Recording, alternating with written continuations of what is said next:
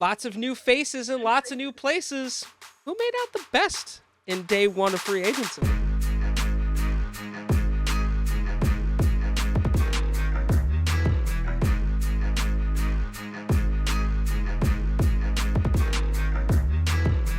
Hello, everyone, and welcome to this finale of Season 2 of the Pucked Up Podcast, episode 58, which is crazy to think. This is the final episode of the season.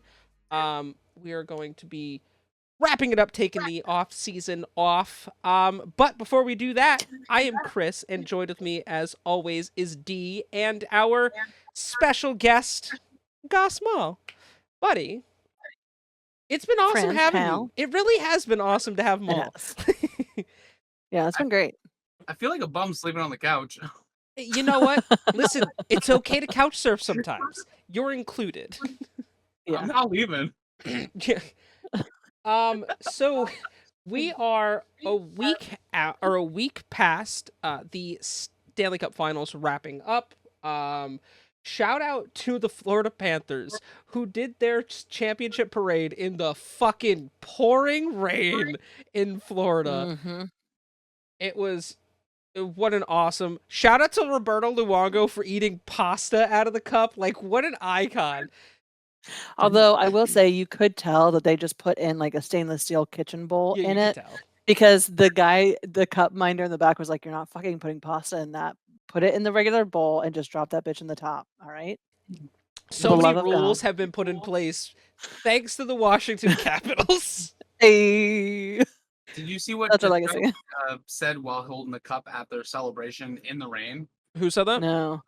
Oh, Kachuk. So Chuck, while he was holding the cup up, he said, "You know what?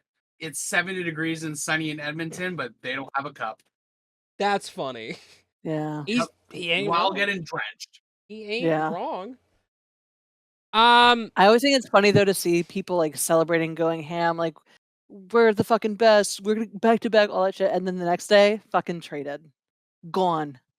Yeah. No longer with the organization. Like one moment of happiness, they'll get their day with a cup over the summer for sure, but they'll get it while they're training with a different team, and that is wild. I feel like that is insane. I feel like everyone's learned their lesson from the LeBron Miami Heat thing. We're like, we're not going to win one, not two, not three, and then up to like 7 or 8 championships. And I really think that they only won like 1. Yeah. So I have a question. Uh-huh. If they're traded and they get their turn with the cup, if anyone on that team touches the cup, is it cursed? Yeah, I mean the cup curse. People believe in it clearly, as we don't saw. Don't touch the cup if you don't win it. Yeah, PK. PK hockey, you're like this. Yeah. So I imagine. So with the cup days, like they kind of get to say what they want to do with it. Mm-hmm. So they might not even bring it around their new team, because like a lot of them end up taking it back to their hometown, so that they're like lifelong friends who can't even fucking tie an ice skate, let alone be in the NHL, can get to experience a cup. So I don't think it comes up that often. But I imagine that, a lot of those guys hold on to that superstition way too fucking tight. Yeah. That's... to be fair, though, I don't think I would touch it either. If I were a professional skater, I don't think I would. No. I mean, and it's funny because, like, the cup has been to my hometown twice, thanks to Brian Dumoulin. And back-to-back years. Interesting because you can see the people who don't understand the superstition when they go to see the cup, because they did something where like the local ice arena, they put it on display and let people of the town come by and see it, because it's a cool thing, it's a big thing, you know. And you can tell the people who don't pay attention to hockey versus the people who are hockey players and who are aspiring to be professionals, you know what I mean? Yeah.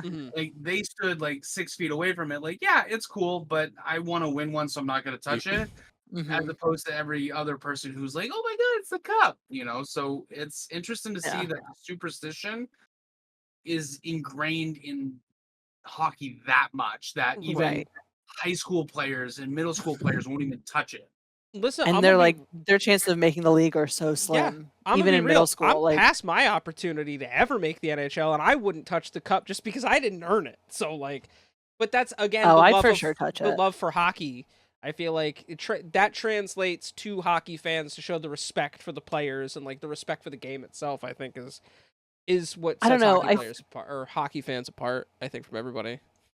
Yeah, I would say though that as a fan, if my Washington Capitals were to win a cup again, which I hope that they fucking do, um, I would absolutely touch the cup because yeah, the boys absolutely earned it. But the one thing that I especially love about this sport is when it comes to the cup, it gets passed from the captain to the assistant captains, all the way through the team to most valuable players, and then finally at the end, it then goes to the head coach, the assistant coach, the team owner and general managers don't get it until near the end of that line, and then they let all the support staff touch it, Yeah. right? And I feel like as fans, we are support staff to our team. If it's not for the fans, it's selling out the arena night in and night out. If it's not for the fans buying their jerseys, if it's not for the fans who are supporting the various businesses that these people get like promotional ads with, um, then these players aren't making the living to then go after the cup, right? Right. So I do think that fans, if you're a fan, you absolutely deserve to touch the cup. I think if you're a fan and you play hockey, maybe don't if you're superstitious. But like I'm never going to touch the ice clearly. Not even in the PWHL, though would love to like own a PWHL team one day. That would be Oh, that'd fucking be amazing. so sick. That'd be so sick. And then maybe I'd be like, fuck. Okay, well I can never touch their cup. Can't do it because like, you know what I mean? But for the Stanley Cup, I will never be in a position to win the Stanley Cup, either as a player or like a manager or coach or whatever. So Right. I'll fucking touch it. I don't give a shit. I worked Nah! hard. Yeah. I worked hard cheering for them. It was very stressful Right? this season. I lost my voice at least 6 times. Come on. Oh my god. Love it. That's so great. Yeah. We have a lot to talk about just about when it comes to awards and trades and whatever the fuck the first day of free agency was. Which, like, thank God that Twitter was, not capping the amount of tweets in a day because we never would have seen half of the news come out Oh my if people had to god. save up their If you're not tweets. following Pierre DeBrun and Elliot Friedman, I don't Mhm. understand what you're doing because those are Yeah. your go-to sources for everything and whatever they say is fucking gospel and it happens all the time. Yeah, for the It's most part, crazy. yeah. D, do you want to talk Where do we even about start, Chris? start with the awards because we had the NHL award ceremony. True. That is the easiest thing to check off of our list. So let's do that. Alright, so we did have the award ceremony, and all of the awards, I believe, at this point are given out, yes? So let's go through the winners. We have the Mark Messier NHL Leadership Award, which is the player who exemplifies great leadership qualities to his team on and off of the ice, um, and who plays a leading role in his community, growing the game of hockey, blah, blah, blah. This is as determined by Messier after consultation with the league and team officials. And well, so the winner of this is controversial, I think. The winner is Jacob Trouba of the New York Rangers. Who his on ice thing, maybe not exactly, but I will say shout out to Jacob Trouba because right now one of the biggest things in hockey news is the fact that he is actively pursuing his no trade clause because his wife is in a residency in New York. She's a doctor. They just had a Mhm. kid not too long ago. She's in the middle of a residency, and he's like, I'm not moving my family. My wife is on a career path. She needs to finish her residency here. It's too much to try and move a kid with her being so, like, freshly postpartum. Mhm. And he's getting flamed on social media for this, That's for sticking by disgusting. his wife, and I wanna say that's fucking stupid. That is I do believe that that is a kind of leadership, him doing that and recognizing that it is hard to be the wife of an NHL star with Mhm. what it demands, and also, if you have a contract that says that you can enact a no trade or no movement clause, you can fucking do that, and you should be doing that to your advantage. That is the purpose of contracts. They bargained hard for that as through the collective bargaining agreement, and no player should be wasting it. So hockey fans, even though they wanted him gone to bring someone else in, should not be making fun of him. And I'll get off my Stand up for soapbox. yourself. That's what Oh you have yeah, to do. no, I agree. Um like I know that's not the award, but since he's No, mentioned. but I mean, I don't see why. I mean, Truba didn't. I don't know. He didn't perform up to, I would think, his standards. This season, Mhm. but like, I don't know. I feel like that's kind of crazy. Like, he Yeah. fits in perfectly with that organization. I mean, 22 Yeah. points in 69 games. That's pretty low for him, but like, I don't know. But It's it's not just awful. no. I mean, they won the Yeah. President's Trophy, so Mhm. I guess get fucked, haters. Yeah, right? The Bill Masterson Memorial Trophy is awarded to the player who best exemplifies the qualities of perseverance, sportsmanship, and dedication to hockey, and this is voted on by the Professional Hockey Writers Association, known as the PHWA. As a reminder, the finalists were Frederick Anderson, Connor Ingram, and Oliver Kylington. The winner was Connor Ingram of the former Arizona Coyotes.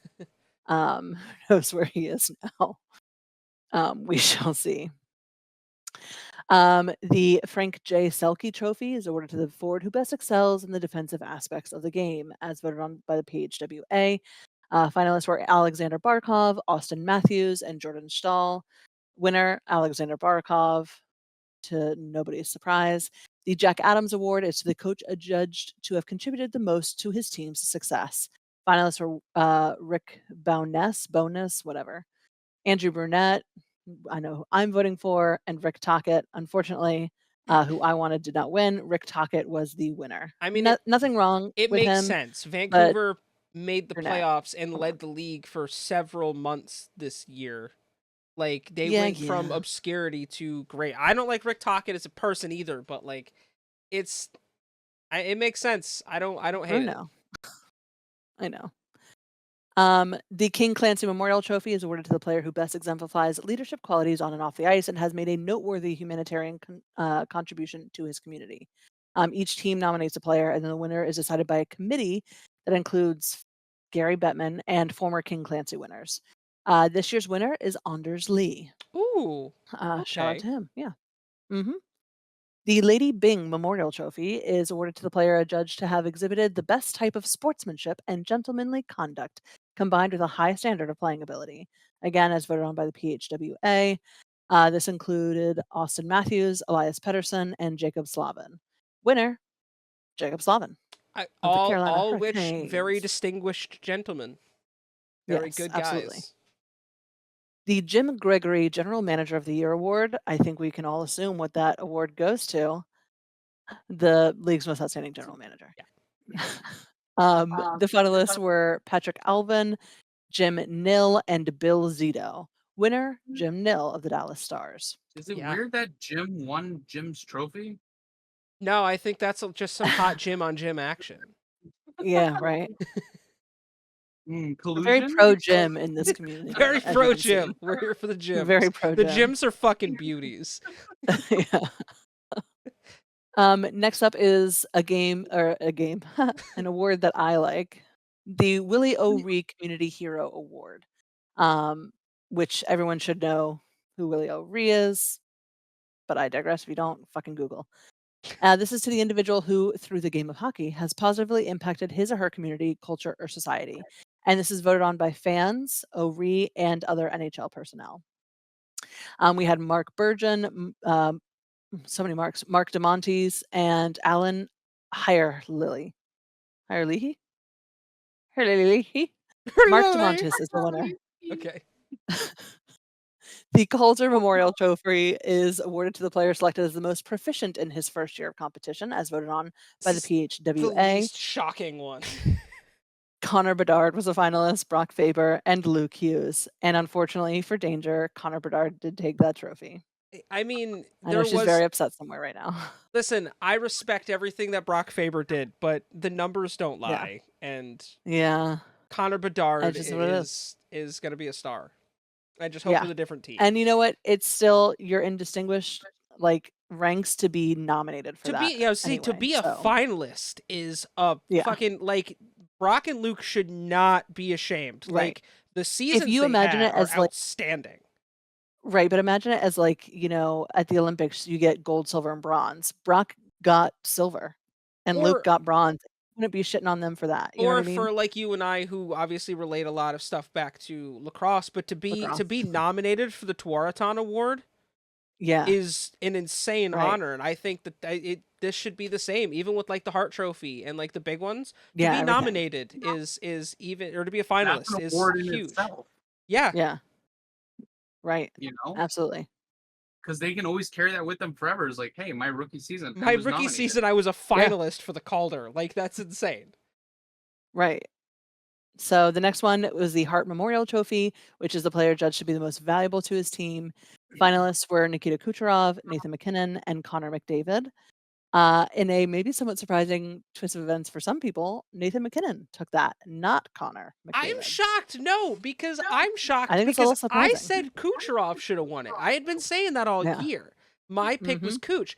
I like Nate Mack. Don't get me wrong. I really like Nate Mack.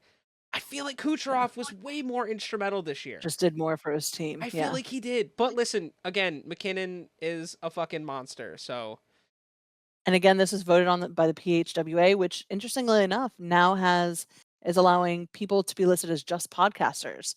So both Biz and Whitney were invited to vote in this year's elections. Biz ooh, declined, I can but see Ryan him. Whitney But did Witt, I was gonna actually say, I feel like Witt would pass his. would be in. Yeah, hmm he did. Next up is the James Norris Memorial Trophy, which is the defense player who demonstrates throughout the season the greatest all-around ability in the position. Finalists, and again, PHWA, Quinn Hughes, Roman Yossi, gorgeous man, and Cale Makar. Quinn Hughes was the winner there, which I Yeah. think is appropriate because he did a lot for that Canucks team. Oh my God, Like, holy shit. he was such a big part of that team's success this year. Yeah. Oh, 100%. The Ted Lindsay Award goes to the most outstanding player as voted by fellow members of the NHLPA, so that's the National Hockey League Player Association. Yeah. Finalists Nikita Kucherov, Nathan McKinnon, and Austin Matthews. Winner of this one, Nathan McKinnon. Dude, Nate Mack Took home cleaned it two. up. Cleaned up Yeah. the whole thing. hmm Oh, and I should say when I talked about the Willie O'Ree Community Hero Award, that was for Canada earlier. There is a US one coming up as well. Okay. I forgot to distinguish them. So just postscript. Next up, the Vezina Trophy to the goaltender judged to be the best at his position. Finalists, surprising no one, Sergei Bobrovsky, Thatcher Demko, and Connor Hellebuck. Any guesses on who won it? I already know who won it. You're wrong. It was Connor It Hellebuck. was Connor Hellebuck. Connor Hellebuck had Shocking a hell of a the fucking entire season. fucking world. Bobrovsky did not take it home, and I do not understand that after he saved his team in Game 7 for sure. He is the reason why the Florida Panthers got to bring home their first ever Stanley Cup after 30 years in the league. Now, It is Sergei Bobrovsky, and Connor Hellebuck, hell of a goalie, had an incredible season. But how do you not give it to Bob? I know I, that's I kind of feel like this is kind of like the same situation of like the Conn Smythe, like he got shouldn't snubbed. shouldn't this Yeah. go to the best goalie on the best team that won the cup? No, so this Because that's is for hard best to regular do. season performance. I can But it's agree not with I can agree with Hellebuck though. Like he had an amazing season that I believe I had yeah, mentioned multiple times, but Bob was so integral in that team having the success that they had all season all season and in a in the postseason as playoffs. well. Yeah, because I mean, And this award is awarded on June 27th. So it's Hellebuck. well after the end of the season, or well after the end of the Stanley Cup. There was time to vote for Bob, and they just said, Hellebuck deserves it. Let him take it home. I mean, Yeah, yeah, they did make it to the playoffs, but they lost in the first round of the they playoffs. did. They Yeah. lost in Mhm. 5. Connor Hellebuck's goals Won against one average in the game, playoffs was 5.23. That's not you great. Yeah. know? So Yeah, that one shocked me when I saw it. I don't even know if I messaged our group chat, but I was just like, my jaw hit the floor. I was so like, It was just insane. yeah, I feel bad for Bob, who had a Yeah, me career too. season and was kind of snubbed twice. Yeah. but got to hold the Stanley Cup. They So I say think it's a fair trade-off. he's a champion now. His name's gonna be Yeah. on the cup, so I guess fuck everybody else. Yeah, Right. right. Again, we have a Willie O'Ree Community Award, this one for the US. And actually, I don't have the winner of this one, unfortunately. But finalists are Jerry Duvall, Kelsey McGuire, and Estella Rivas Bryant. So if anyone knows who actually won it, great. So sorry that we don't have that here. And then lastly, we have the E.J. McGuire Award of Excellence, and this is to the NHL draft prospect who best exemplifies commitment to the excellent through strength of character, competitiveness, and athleticism. And this was given to Michael Haig this year. Ooh.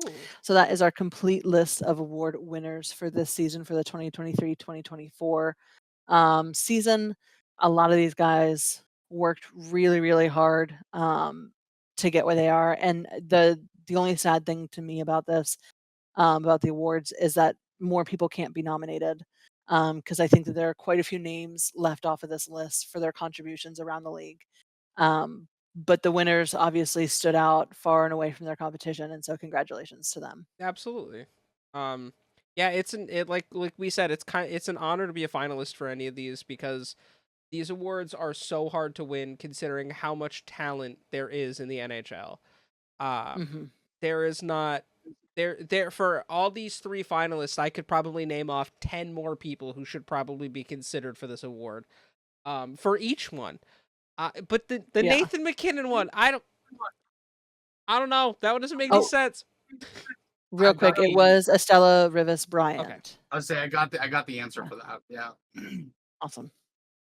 So that is who Um, won. Congratulations to Estella. But yeah, Yes. yeah, McKinnon surprised me too. 2 Yeah. wins, 2 major wins at that. MacKinnon, but I mean, again, like he was so. He Yeah, was such a it's big not to part of that. diminish what he did. But let's be real. Yeah. A couple other players that probably should have gone, or probably should have gotten it. Yeah.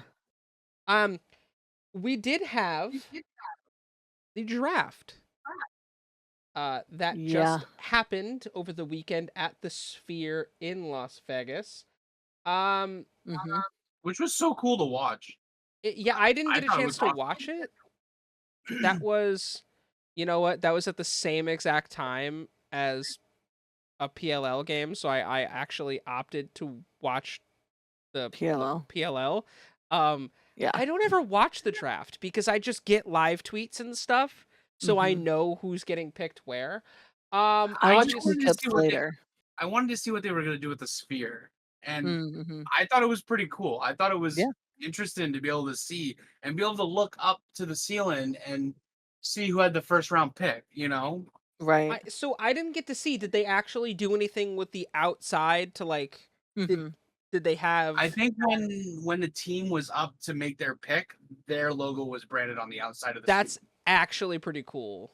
And if I remember correctly, Celebrini's face was put on the outside of the sphere as the #1 overall draft Yeah, pick. so I as was well. gonna say, as not a surprise for anyone who's paid attention to hockey in any facet, #1 overall pick was Macklin Celebrini to the Mhm. San Jose Sharks. It's a smart move. The kid is an unbelievable talent. I'm excited Yeah. to see what he can do. But the Ducks fan in me is incredibly sad that he plays for San Jose, but Understandable. yeah, I mean, we can kind of cover the top 10 real quick. Chicago Blackhawks drafted Artem Levshunov. Levshinov, yeah, I I'm would say. usually really good with like Eastern European last names. Went to the Chicago Blackhawks. The Anaheim Ducks making a very surprise pick with Beckett Seneke.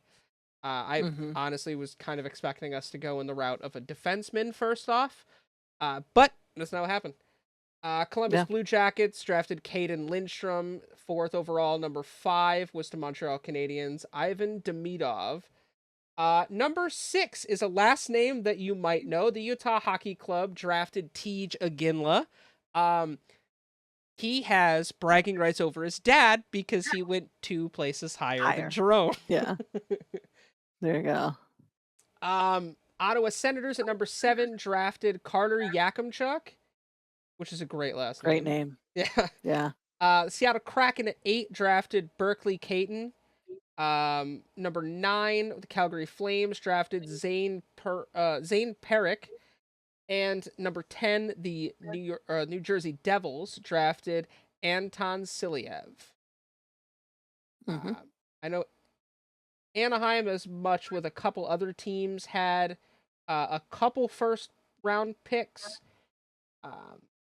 And we drafted Stian Solberg, which was a defenseman, which I think we needed. But Yeah. yeah, dude, congrats to Macklin. That's such a big honor, and to think about the players that have been drafted number 1 overall that have gone on to have amazing careers. Yeah. That's a big honor, and with the big honor comes a lot of pressure on his Mhm. shoulders, and we saw that with just how much the spotlight was put on Connor Bedard this year. Yeah. Um, but this is I don't know. I don't know enough about the draft class to make a lot of good opinions, but a lot of the top 10 guys I've seen, obviously. Well, I I will think say, sorry, go ahead. go for it. No, go for it. I was gonna say I did get to see Macklin play college hockey because I live close to Boston. You know, they play against the UMaine Black Bears all the time. Um, he's disgusting on the ice. Like he is an absolute savage, and Yeah. every time we were playing against him, he was one of the top players to watch because he was on a team that I think the last game I saw them when they played at the TD Garden, the team had 14 players already drafted to the NHL. I mean, they almost won the national championship. Like, They they were were heavily phenomenal to favored. see live, and their fan base is wild. Harriers fans are You Yes. nuts. know, it was crazy because at the TD Garden, 75% of it was Maine fans, 25 of it was BU fans, Yeah. and they were able to hold their own outnumbered against us. And Yeah. it shows because their team is absolutely phenomenal. And it was cool to see him Absolutely. play in college. I mean, it's awesome to watch them grow through that. And he was 30 really good. 38 games Yeah. played in college this season at Boston University, 32 goals, 32 assists. Only 18 penalty minutes. So he stays out of the There you go. box, which is He's a good boy. he is a good boy. We'll see Now, how that goes I for am now. curious to see how that's going to change though when you go to the NHL. Because remember, in college you can't fight. Right. Macklin And doesn't strike me NHL, as a guy who's going to fight, though. There is a couple moments where he they were might. trying to fight each other at the last game that I saw, and you're like, wait till next year. It might be like prison rules, though. You know what I mean? You go and you pick the ugliest motherfucker in the yard and you fight him Yeah. to assert dominance. That might be what it is. You There's got to a prove yourself to the rest of the team and get at least one penalty for fighting. Yeah. Real quick, really proud of my team for how well we did in the draft round. We had the 17th overall pick and picked Tarek Parashek. Sorry, Tarek, if I'm mispronouncing that. He was shocked. He went higher than he was expected to, and had a couple of really cool moments of that. We picked Cole Hudson, Leon Mugley, Ilya Protas, the little brother, but taller brother of Alexei Protas, who currently plays within our organization. That's So cool. cool to have a brother duo in Washington for the first time, and I don't even know how long. That's super Eric cool. Smatejko, Nicholas Kempf, Peter Sakura, and then my favorite pick, Miroslav Satan, or Satan for those who are uninitiated. I am so excited to see his name around in DC. His dad, former NHLer as well, Mhm. loves to get in on the Satan joke, and so I hope Miroslav takes that up as well because it is just so funny. I'm in. And I know that Danger would also want to run through some of her picks really quickly, so I'll just do that. They don't have as many. They had 12th overall with Zeev Byum. Boom. Boom. Crowd goes boom, boom, boom. Boom.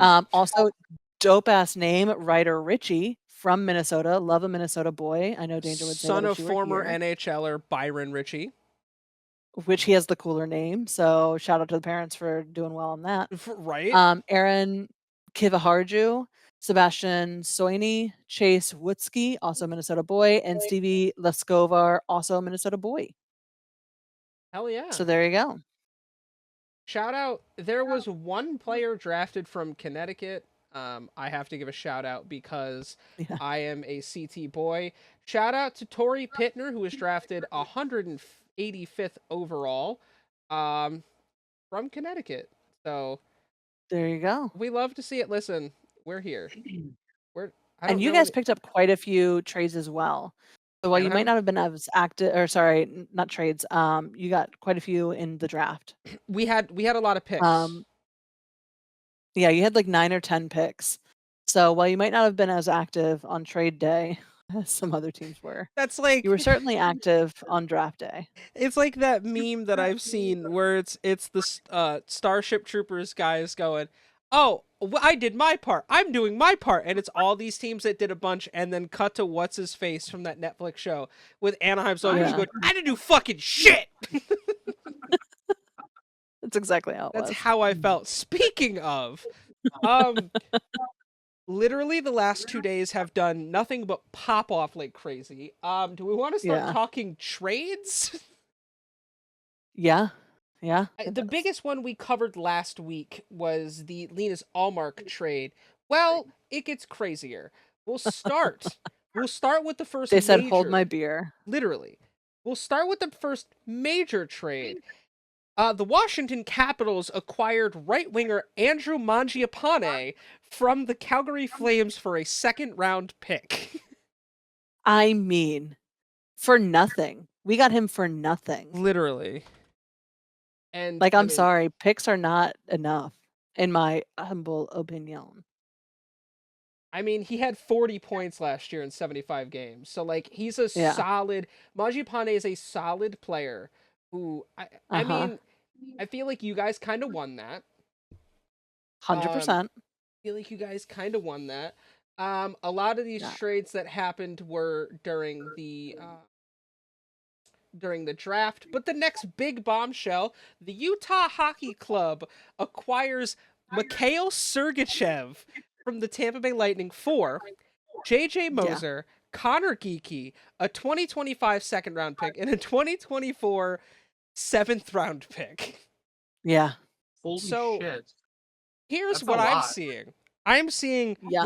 Ryan Smith, the Smith family, I should say, purchases the then Arizona Coyotes, brings in new people, and goes, "All right, I want to fucking win." Yeah. He has to. They have to justify A, moving the team, B, the renovation to the arena that they're gonna have to do. In 2 months. See In that- 2 months, you have to make a Right, renovation. Because remember, we talked about this 2 weeks ago or 3 weeks ago, where the Utah Jazz play. It's not That's NHL not set ready. up for hockey. Yeah. There's no no. boards, there's no Zambonis, there's nothing. I mean, they're not that's set all- up for this at all. That's all stuff that's easy to get. The biggest issue is the fact that arena floor is not set up with a refrigeration unit. That is what's Right. going to cost a lot of money. And the Smith And take family time. they have 2 months to get that arena completely swapped. Now, it is beneficial that the NBA season runs congruently with the NHL season. So Yes. they don't have a WNBA A team. massive, yeah. So they at least have that arenas can be, kind of shut down for a couple months. Right. Which I mean isn't bad. Another trade But that holy shit, good luck to them. Yeah. Another trade that didn't make I guess it didn't make a lot of sense, but it also kind of did. The Pittsburgh Penguins have acquired Kevin Hayes and a 2025 second round pick from the St. Louis Blues for future considerations. My least favorite phrase. Future considerations. I So mean, stupid. let's be real. St. Louis has been looking to get rid of Kevin Hayes. This wasn't a question. I expect it. I want to know what the fuck they're gonna get. What is Dubas giving up if they also got a second round pick next year? Yeah. Well, the next trade that shocks me even more than that, though, is the Vegas Golden Knights trading away the man who held that shit down for months on end during the goalie saga. Logan Thompson traded him to my team, so like thank you to the Washington Caps, but for a third round pick this year and a third round pick next year. That's it. That's all they gave up for Thompson, and that man held them down. It was him and Aiden Hill. I know when Hill got hurt, Logan Thompson was on fire this year. This comes as an answer to the Capitals trading Darcy Kemper last week as well. So yes, yeah. I don't know.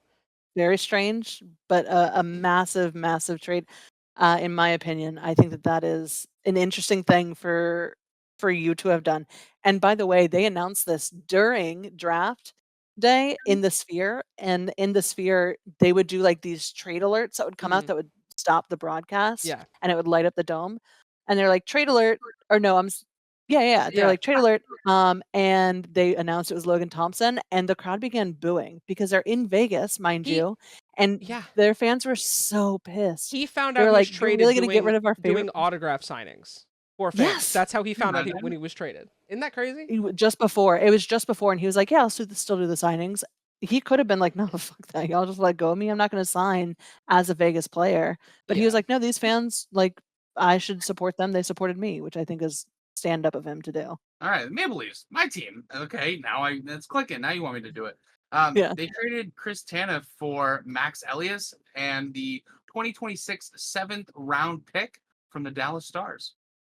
So Yeah. this What a Kinda was trade. curious to see how that's gonna go. not only was this them trading Chris Tanev, the Stars traded the rights to Chris Tanev. Yes. Um, Yeah. who then signed a fucking big contract with the Maple Leafs. I mean, I saw this coming. It was pretty clear that that Tanev probably wasn't going to re-sign in Dallas. So I think Mhm. getting something for him is better than getting nothing. You know, I kind of feel bad for him. He's going from, wow, it's warm out. I can go to the beach to holy shit, winter is winter. A winter's all the time. Yeah, It's winter, never yeah, not winter. it's always winter. Yeah. I can see the memes with Perma Jon winter. Snow. Winter is Yeah. coming. Fuck. Right. 100%. um, 100%. and then I love how the next day another big trade with players' rights. Which, like, not even 24 hours later is when this hits. Like, stuff was rolling quick. Yeah. The Carolina Hurricanes traded the rights to Jake Gensel to the Tampa Bay Lightning hold for a 2025 third round pick. Can we time out? And can we all remember back to what Pittsburgh gave away for Jake Gensel? Or I'm sorry, what Carolina gave away to get Gensel on their team. Mm-hmm. Kyle Dubas And isn't then looking too stupid right now. and then resume and look at what Carolina got in return for him. How does that make you feel You know as what a I mean? player? You know what I mean? That is insane. They gave him away for free almost. You know For a how third that round pick next year, for free. you know how that makes me feel? I don't fucking remember any of it because if I'm Jake Gensel, I just signed a 7-year, $63 million contract. So I don't feel any sort of way except for I'm okay with this. To go to Yeah. Florida and live in Florida with Disney. With Right. what is a retooling fucking Jake Gensel and Nikita Although Kucherov are in the same fucking team, you guys. I just want you although to I let that gotta sink be in. honest, we're gonna talk about it later. But Tampa Bay potentially I think maybe they did some players dirty. Like, let's be real about it. I agree. Let's be real about it. I don't know if Tampa Bay is the one that's like, yeah, I'm going there for their loyalty and dedication to their players. Like, Do you think you're not some of getting that that. attributes to Florida just winning the cup and now they're Oh, I hey, think this. we're being Not hyper only competitive? I no, think it's reactionary to the Panthers winning for sure. I think Because it's those two reactionary teams, to how poorly their fucking performance was in the playoffs. As a that team too. who spent 3 straight years in the Stanley Cup Finals, I think getting 1, 2 of them back to back. down Yeah. by the Panthers only fuels that, hey, we need to get back there. Their performance in the playoffs is, I'm willing to bet, their main fucking factor here. Yeah. We'll Because, I talk mean, more they about it lost their later. biggest But selling point, but yeah. yeah. Yeah. Because that trade is coming up at some point. But we'll Mm. talk about it when we get to it, right? D, I guess your team made another move too. So again, my team, God love Brian McClellan right now, made a very surprising move, and I'll let you guys be the judge as to who made out best on this. but the Washington Capitals traded Nick Jensen and a 2026 third-round pick to the Ottawa Senators in exchange for Jacob Chikrin. Yes, that same Jacob Chikrin who caused an all-out fight between teams earlier this season for who would get to acquire him. And now I love Jens. I love him so much. He's a wonderful dude. He's like a really good dude off ice. And I thought he was a decent enough player. Him and a third round 2026 pick in exchange for Chikrin, I think we made out like bandits, Jacob Chikrin honestly. had 41 points last year or this season with Ottawa. So, But I think that was more of a fit problem than anything else. I don't think that was a. Ottawa has I a don't lot think of that's a sign that he's problems. done. Yeah. I think it was a fit problem. No, I mean more than anything else. 41 points as a defenseman is great. That's I Yeah. mean those are good numbers. I like that move for you guys. Nick Jensen's he's a good player, but I feel like Yes. stylistically Chikrin's probably going to be a better move for you guys. I'm excited. I'm sad to see Jens go though. Big love to Jensen. I mean the only What a bargain. Yeah, that's a good deal. I mean, there's a couple other notable ones. The Pittsburgh Penguins acquire the 2027 second round pick and conditional 2025 fifth round pick in exchange from the New York Rangers for left winger Riley Smith. Mm-hmm. I feel like this is a salary dump. The Penguins are going to retain 25% of Smith's salary. I feel like they're just trying to clear cap. And the other big one was the St. Louis Blues acquire the rights to Matthew Joseph and 2025 third round pick from the Ottawa Senators in exchange for future consideration. And that's the second deal that they have right now that's under future consideration. No, there was multiple. Crazy. Yeah, there was definitely multiple there, but like those are like the big ones. Yeah. I mean, I guess next we could start with free agency that started popping off. And honestly, it kind of started popping off on the 30th, the day before free agency, because in a kind of a shocking but not shocking move, Patrick Kane re-signed with the Detroit Red Wings. For 1 year, right? 1 year, yeah, 1 year, $4 million. I mean, that's not a full surprise. But I mean, July 1st was fucking crazy. Should we start at the bottom and work our way up, I guess? Yeah. It's going to take me a minute to scroll there because where even is the bottom? I can start it off with the one thing that we had questioned was the contract situation of Sam Reinhart. Well, the Panthers were just like, you know what? 8 years, $69 million sounds like a great move for a guy who scored 60 fucking goals and the Stanley Cup clinching goal. Yeah. That's almost $1 million he got for every goal he scored. Yeah, over the next 8 years. That's wild. Yeah. Yep. Already mentioned Chris Tanev. Well, he did actually they negotiated his rights. He did Monday. sign a 6-year, $27 million contract. Mm-hmm. And they confirmed the new deal for their restricted free agent, Joseph Wall, 3 years, $10.98 million. Wall did a pretty good job in net. Like, I think that's probably where you want to go if you're Toronto as your starter, because fuck Matt Murray. And we'll talk about Matt Murray in a minute. Yeah. We definitely will. Kasperi Kapanen re-signed with the Blues, which was interesting. I didn't think we were going to see that, to be quite honest with you. I thought we were going to see him go elsewhere. Yeah, because I mean, he got traded in the offseason there from Pittsburgh. So, I mean, you know, I guess. Yeah. Right. The Kraken landed Brandon Montour for a 7-year, $50 million deal with that defenseman. I guess when you that's a big deal. He was one of the top big numbers, win a championship. Yeah. That fucking pretty good for him. We already talked about the Chikrin deal, which also included around that same time we got Matt Waugh for a 7-year, $38.5 million contract. I mean, that's a lot. That's a lot of money. That's a It's also lot. a long deal. 7 years is not nothing. That's a lot for a guy who only had 25 points last year or Yeah. this season. I keep saying last year. Well, it is, I guess, last year. This past True. season. This past season, yeah. That feels like kind of a lot of money for him. I don't understand Yeah. that one. But hey, I'm not a GM, so Mm-hmm. the fuck do I know? Okay, so the Chicago Blackhawks added the Thanos of the NHL, as we're calling him, the original six Thanos.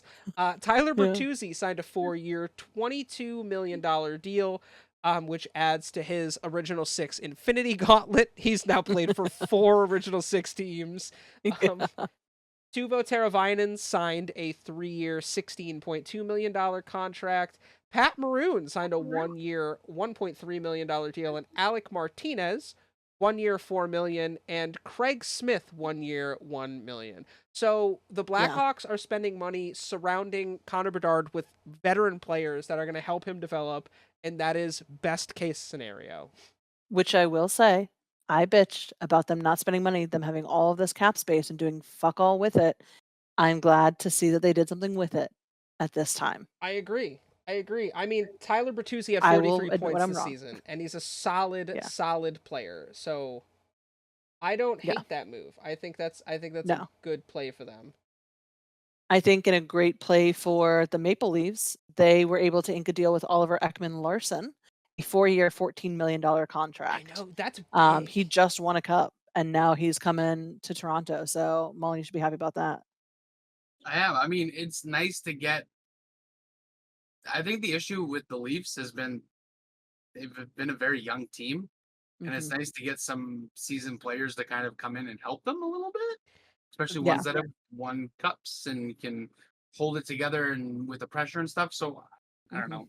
Let's say it how it really is. The problem with the fucking Maple Leafs is the core four only 1 or 2 produces, and you need depth on that team. You can't rely on Tavares, and you can't rely on Matthews, and you can't rely on Marner, and you can't rely on Nylander. Like, those guys are your 4 best players, but at the same time, you need to help them. Oliver Ekman-Larsson is a great player.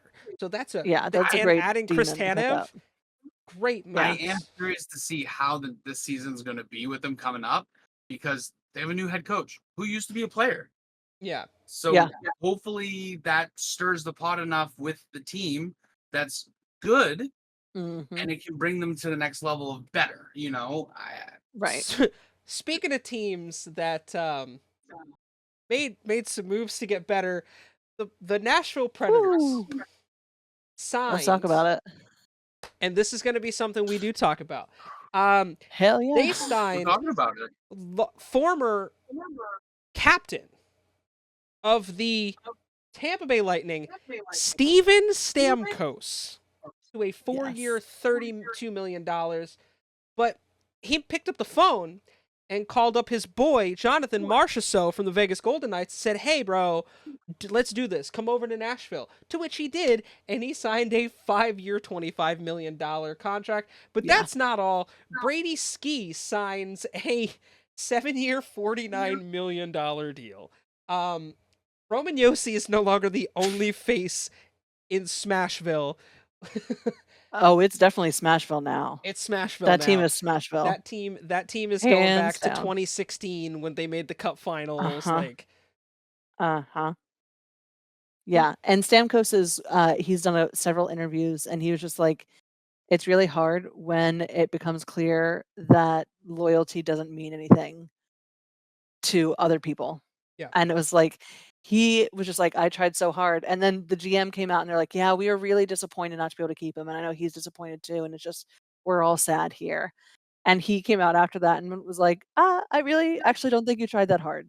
Like, that's a legitimate quote from him. He was like, I don't think you tried. I don't think they wanted to pay him, and it's insane because he's still posting amazing numbers, and he's still got a lot of talent left. Well, and we talk about it all the time on this podcast as well. It's not just the talent that he produces on ice; it is the intangible of being a leader in that locker room. And he was your captain for a reason.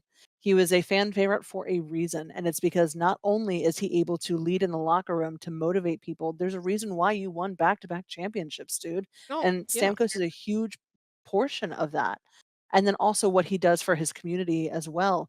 And I think there is a balance to be made there. Like, yes, you want to have more cap space so that you can buy better people, whatever. But I think you also have to balance it with expectations of your players I agree. and of your base, right? And people are pissed. Like when I say that hockey Twitter was shocked and appalled about Yeah. the whole Steven Stamkos situation, it was every third tweet. Even Well, I mean- fans, I saw fans that despise the Tampa Bay Lightning, that were like, you have just done You fucked your up. best player in the franchise history. You did him Yeah. dirty. And we can mean, add That's the him dude to whose the jersey you should have retired, and Yeah. instead you forced him to go to another town. So just Where add they'll him to happy retire another his to the jersey. laundry list of fucking captains that the Tampa Bay Lightning have traded. McDonough, Mhm. LeCavalier, St. Louis, like all these guys that they've traded. They traded Ryan Callahan, like Yeah. big names. It's Mhm. insane. But Tampa will do what Tampa does. And you know what? The Preds are going to be vicious next year. Mhm. With those three especially coming in and what they already had, Yeah. they're going to be fucking You're giving sick. Yossi someone to pass to. Well, Yeah. and not just someone to pass to, but someone who consistently does good with goals. Like in Yeah. 2021 to 2022, he hit 106 goals. Yeah. That's not even counting That's his nuts. stats this past season. Yeah. This past season, he hit 81 goals. He had 81 points this season, 40 goals, 41 assists. At The year before that, he had 34. 84. Yeah. He had the 34, but the last he is a what, 10 years consistent for this 40 guy? goal scorer. Yeah. and you just got rid of that. Again, a solid A producer lot on of the goals ice in hockey. and a solid producer in the locker room. Mhm. Yeah, and he's only Attributing to going to the help with vibes. veteran leadership. It's Yeah. um, I have so many questions about what they were fucking thinking. I think I they were really just do. like, oh, we need to get younger. No, you need to take care of the players that have been there and that'll help you get there. You add to Yeah. it. You don't fuck people over. Well, because Exactly. the seasoned players help the young players, the rookies, become Mhm. producers. Now, the Yeah. only They thing that's pass on the fitting, tricks. They pass Yeah. on the secrets. They help them, you know? the only thing that's fitting here is in their first meeting, I hope Stamkos has a hat trick. Yeah. And I would just love it. fucking crotch chops all the way across the bench. Like, fuck you. Yeah. You guys had your opportunity to keep me. And Mm-hmm. that's a very cap-friendly deal. 4-year, Yeah. $32 million for a future Hall of Famer, for a Stanley Cup champion. Mhm. Yeah, that's not bad. Yeah, I Um, don't even know where to even end with that because it's just crazy. Maul, do you Good for want the to take? Predators. Hopefully Yeah. you use it wisely, you Yeah. know? Yeah. Also, Tyler Toffoli going back to California. The 24 former, million deal with the Sharks. yeah, the former LA Knight. Jesus Christ, I'm thinking about wrestling right now. The former LA King, will Mhm. be going to Northern California on a 4-year, $24 million deal. Yeah. All right, so the Bruins added a major boost to their center position, adding Elias Lindholm to a 7-year, $54.25 million contract. That's big. I That's a can't good do that move. math, but that sounds like a lot of dollars a year. Right? Elias Lindholm had a good season with Carolina. Like this is a Mhm. really good move for Boston. Which I can't wait to get into the question of the week because I have so many questions about what the fuck Carolina's doing. They can't afford They're everyone. picking up young players, though. They I can't mean, afford any. They have so many I great players know. that they just don't have the money to keep. But it's just interesting. I do have a prediction for someone that Carolina's going to pick up this season. Mhm. I'm hoping for it. I'm praying for it, and it's a player that plays for UMaine, Joseph Nadeau, which is Bradley's brother, Mm. because the two of them on the ice for UMO was phenomenal, and I'm Yeah. hoping that Carolina picks them up and we get to see another brother duo on the ice. That'll be That fun. would be awesome. Brother on brother. You Love know, it. because it's like you guys grew up playing hockey, like the synergy, the connection is there, and to be able to Yeah. do that in the NHL at 19 years old is wild.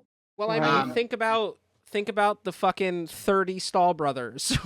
Well, there's only Mhm. 3, but the Sedin twins, like how many brothers? Yeah. Obviously, both The Hughes triplets. yeah, They're the not actually Hughes triplets, but brothers.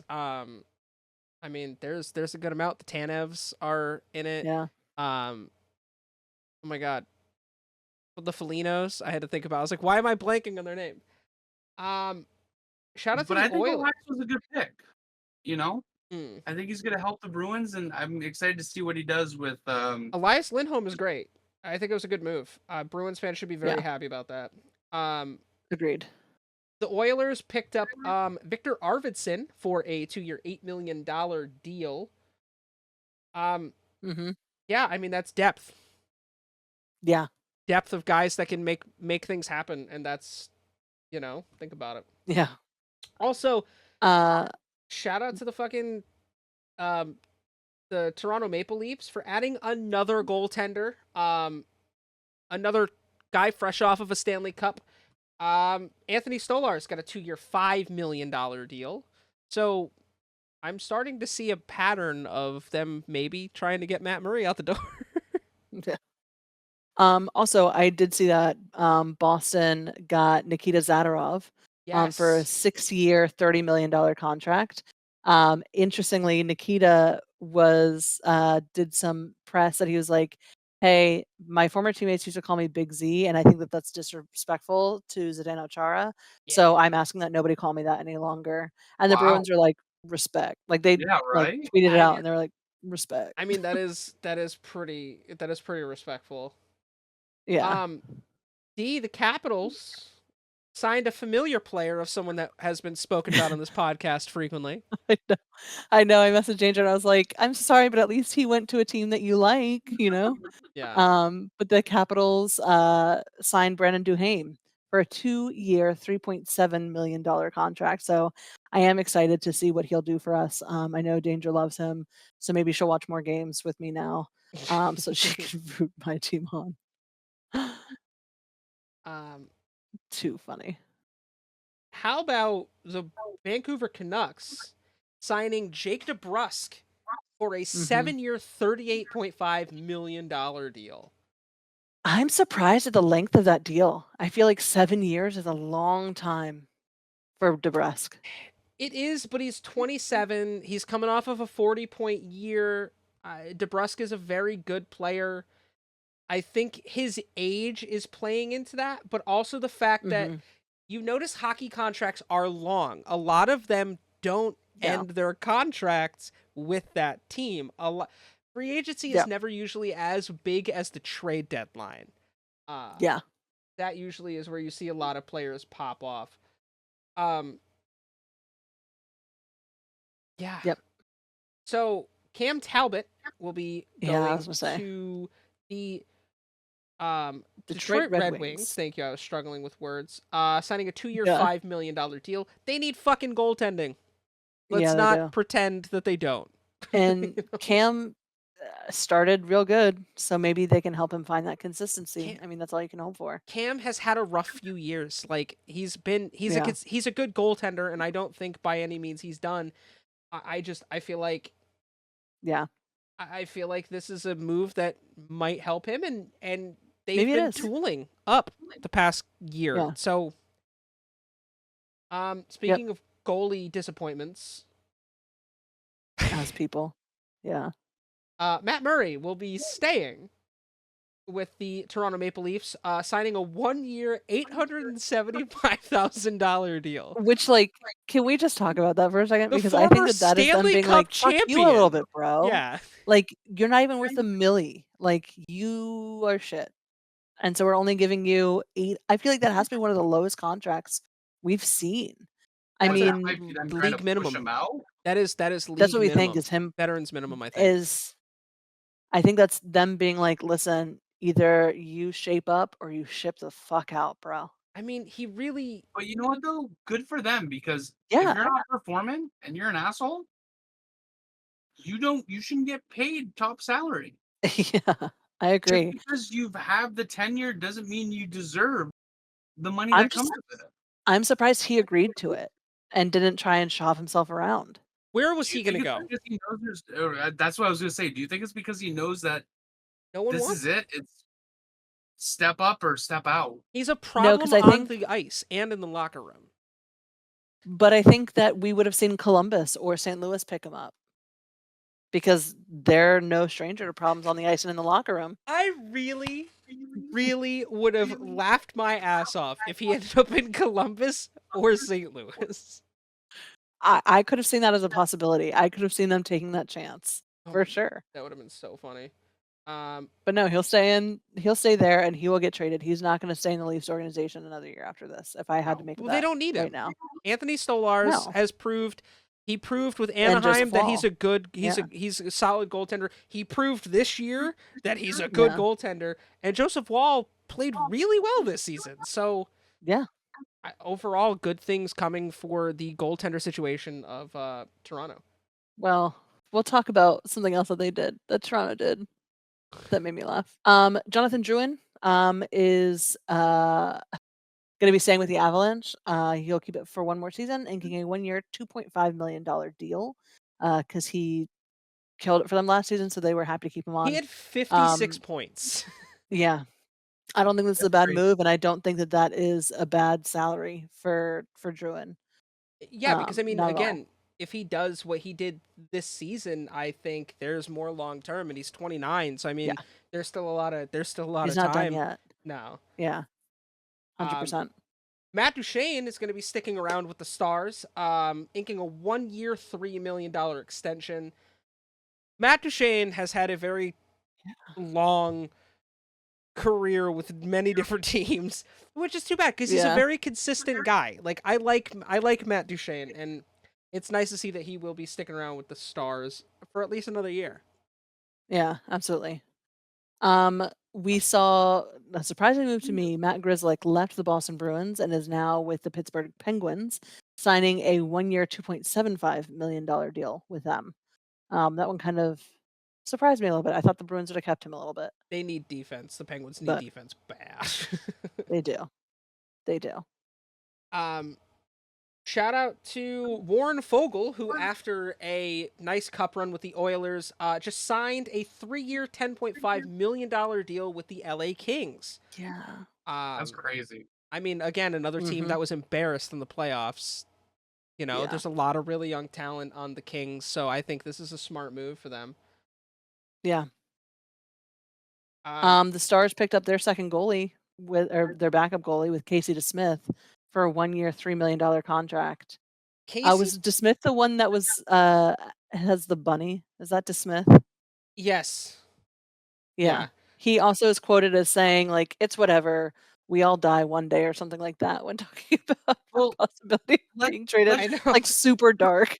Let's just put that into perspective, though. Casey DeSmith is a 1-year, $3 million contract, where Matt Murray did a 1-year, $875,000 contract. Well, that also shows he has paid 3 times the amount. That also shows the consistency of Casey DeSmith over the past few years. He's been a solid backup option for the Penguins, and then last year or this season, you're thinking of Jacob Markstrom. Yeah, you're right. Who is now a member of the New Jersey Devils. But with this past season with him in Vancouver, DeSmith, I this is a really good move. Ottinger, obviously, you have Jake Ottinger will be your starter, and if he's not your starter, then the coach needs to get a brain scan.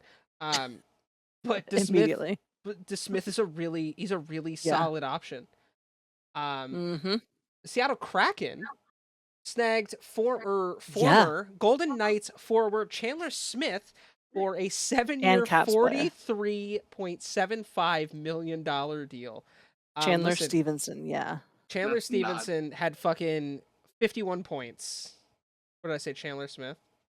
Yeah. I have all these other you had Casey on the brain. Athletes. No, there's a NASCAR driver named Chandler Smith, and my brain is just thinking that. But yeah, Chandler Stevenson popped off with 51 points this year. So I think that's a smooth move. So is Ryan Lomberg, fresh off of winning a championship, signing a nice 2-year, $4 million deal with the Calgary Flames. Listen, all of these Again, players that interesting. just won all these championships, they can't stay because of how much money the Panthers had to pay Sam Reinhart. Now That's the true. crazy That's thing true. is, all these good players are being dispersed, which means, do you think next year the Panthers have a chance at a Stanley Cup again, back to back, when all their players are leaving? I think we'll find out once OTAs open and we see what that final roster might look like. I don't think it's Yeah. crazy. At this point, I'm saying no because I think they traded away a bit Too too many people. much. Yeah. I think you disrupted the core a little bit too much. However, I've been wrong before. I'll be happy to be wrong again. But it is just crazy. It's like, yeah, you just won and get the fuck out. Bye. Bye. That's how it feels to me. Talk about pulling a Tampa Bay Lightning and just being like, Yeah. "See ya." Pretty much. Right. Sun's in the water in Florida. Mm-hmm. Yeah. I shout out to the Stars who did a lot. Yeah. Sam Steele, just to list off the Stars really fast, these multiple deals. Sam Smith, 1 year, or Sam Steele. Jesus, I am so bad with names right now. All the S's. You're All just the like S's. Smith, I'm just Smith, fucked Smith. up. I am, and I'm sober. That's the funny part. Sam Steele, former Duck, signed a 1 year, $1.2 million contract with Dallas. Dallas also signed Matt Dumba to a 2 year, $7.5 million deal. Also, I Brendan know Danger's Smith. sad at that. I know. Brendan Smith signed a 1 year, $1 million deal, as well as Ilya Labushkin, also former Duck, signed a 2 year, $6.5 million deal. Yeah. Um, Crazy. Which is crazy because I feel like Dallas didn't really have that bad of a roster. I mean, they did pretty good in the cup this year. Yeah, I I mean, Yeah. they played there's very aggressive. nothing wrong with adding more talent to a team. Mm-hmm. I mean, until you get to the point where you can't afford to pay them, and then everyone goes somewhere else, like Fair Florida. point. You Yeah. know, That's a fair point. Yeah, I mean, well, I guess we'll see, but Yeah. there's a lot of depth right there that's going to help them big time. Mm-hmm. Absolutely. What about the Islanders, D? I see one name Yeah. on there that I'm like, okay. Yeah. So Mike Riley signed a 1-year contract. I don't have the numbers on that. So But he's whatever, not the 1 year. important one here. He's not the important one. The important one is Anthony Duclair coming back for a 4-year, $14 million deal. Kind of surprised a little bit by that one. That's a good move for It the is a good move, though. Islanders. Yeah.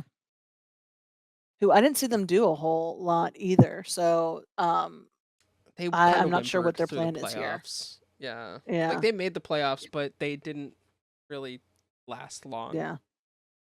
No. No. Another goaltender. Poor Anthony Beauvillier. I know. Just getting kicked around the fucking league. He is now with the Pittsburgh Penguins, a 1-year, $1.25 million deal for him. Here's a couple low numbers for you, Maul. Jack Campbell, who did have a massive deal at one point with the Oilers. It didn't. yeah,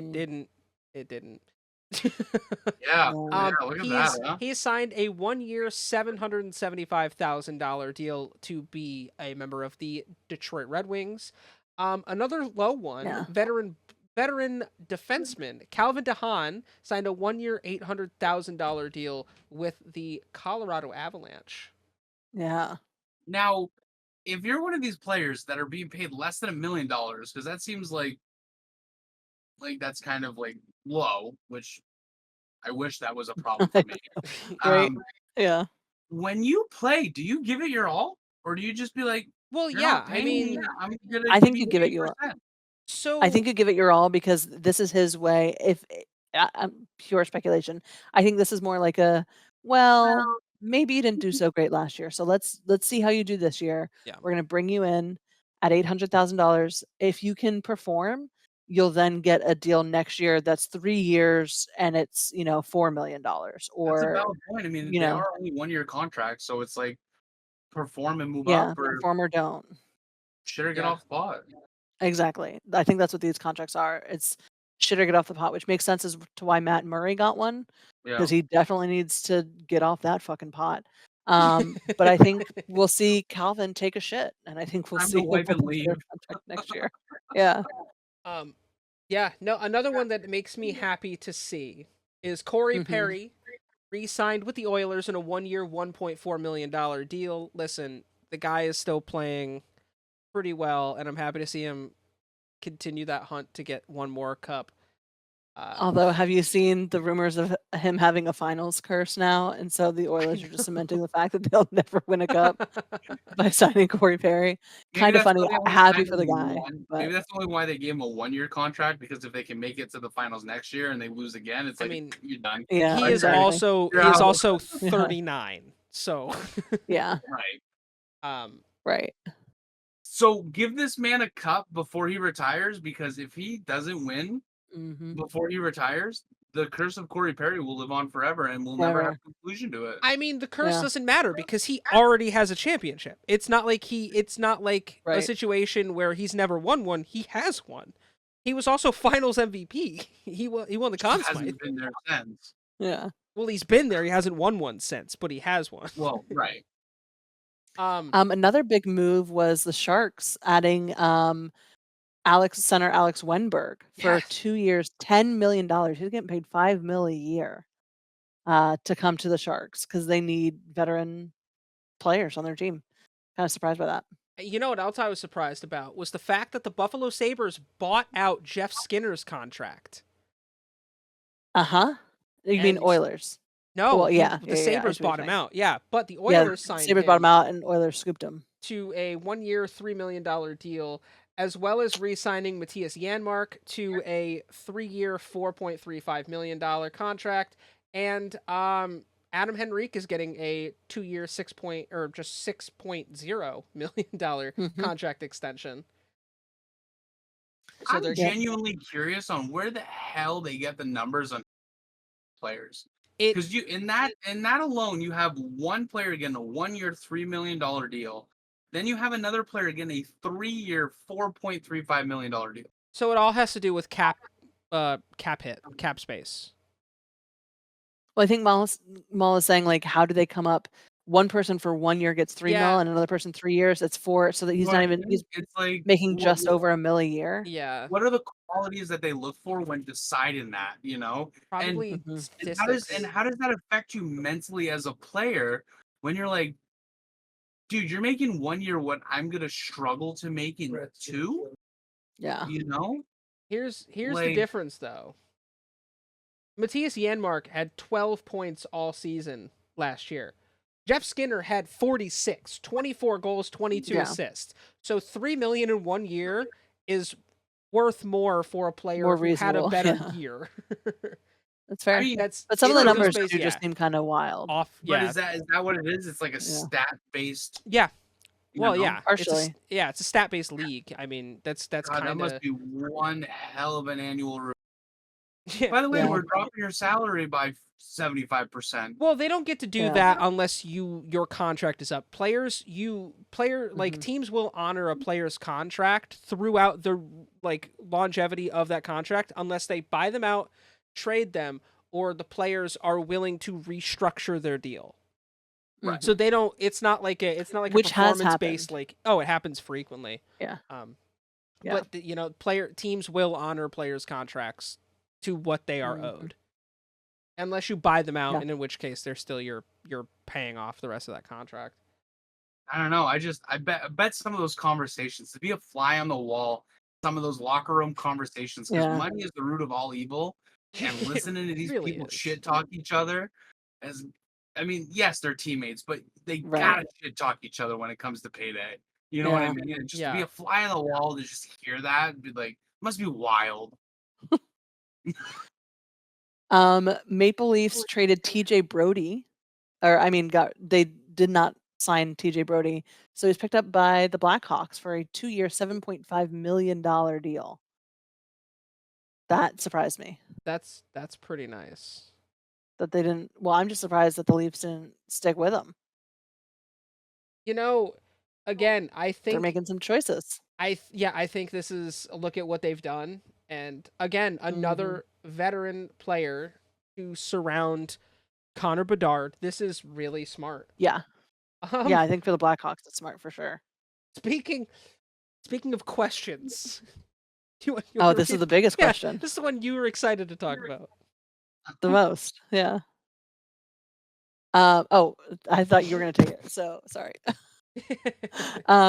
Yeah, speaking of the biggest questions, Vegas traded away Logan Thompson for a pick in the draft.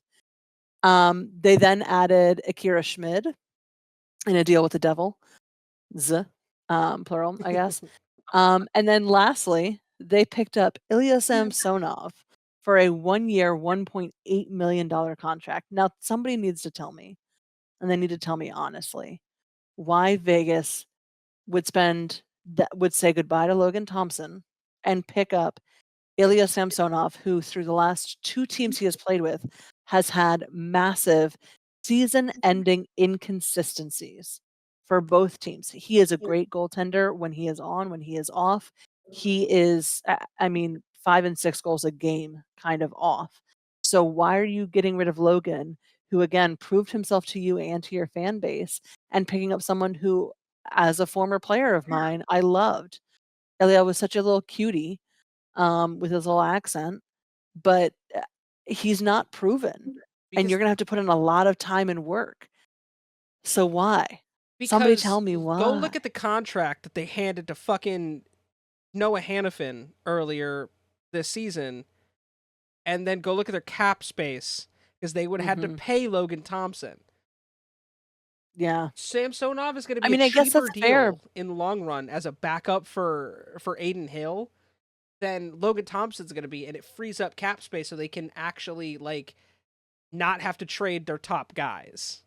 But I think that there's other goaltenders who are more consistent, if you're talking about a backup to Aiden Hill, than Ilya. And Maul, maybe you have a different opinion because you just played for your team. I don't know how Sammy was perceived there, but I know by the end of his tenure in DC, we were like, "I love you, but you gotta go because you're not getting any better." Right. And so to see him go be backup for someone else who Vegas is very much trying to win another cup. They're still in it. You know what I Oh mean? They're yeah. not on a long-term rebuild, which I think Sammy would do better on a long-term rebuild team. You're on a cup contender team and you can't, I mean, you can't post a 400 season. I mean, I think it's hard because like when he played for the Leafs, I mean, he's in the shadow of Matt Murray, so Which you is don't not a get big fucking shadow. well, I mean, okay, but fair, but like Fucking Groundhog Day I of mean, all you don't shadows. really get like Like, too much, ice time. You're not really gonna get an opportunity to stand out and try. And it's look, like, Matt Murray didn't play this year. He played well, 26 games this year. and Mhm. start. So I don't know. It just doesn't make sense. I feel like I I'm really still gonna put my thing on with all the staffing changes with the Leaves that Yeah. they're pissing everything away to try to figure out. They're struggling to try to find something, I mean some rhythm. I'd Mhm. argue that there was upgrades to the goaltending. I mean, Joseph Wall Yeah. showed his ability, Oh, yeah. and Anthony Yeah. Stolarz just won a cup and had a very good Mhm. season. So I mean, you know, Oh, they're making good changes, and I'm happy to see with what they're doing because I think that time and time, year after year, they've been building the roster in a positive Yeah. way. And I think it's trying to get rid of the old and bring in the new, and this is Yeah. part of it. And I think, unfortunately for Samsonov, it didn't work out. Yeah, yeah, absolutely, and I wish him the best. I loved him when he was in DC. yeah. He was a fun dude. I don't see that trade in particular losing Thompson. I understand the money of it all, but I think that you had better options out there than Samsonov to pick up and to be Aiden Hill's number 2. Well, I mean, the Sabres added today, as of time of recording, added another Mhm. goaltender who was, I think, on the same level of productivity. James Raymer signed a 1-year, $1 million deal with the Sabres. Listen, Again, I've think given that would up have been a better pick on for Vegas. I have given I up feel like on goalies get what the shafted fuck on they're doing. pay. Yeah. Well, he's also Uh-huh. like 36 and had a goals against average of 3.1 Yeah. last year. So Mhm. I feel like older goaltenders get shafted. True.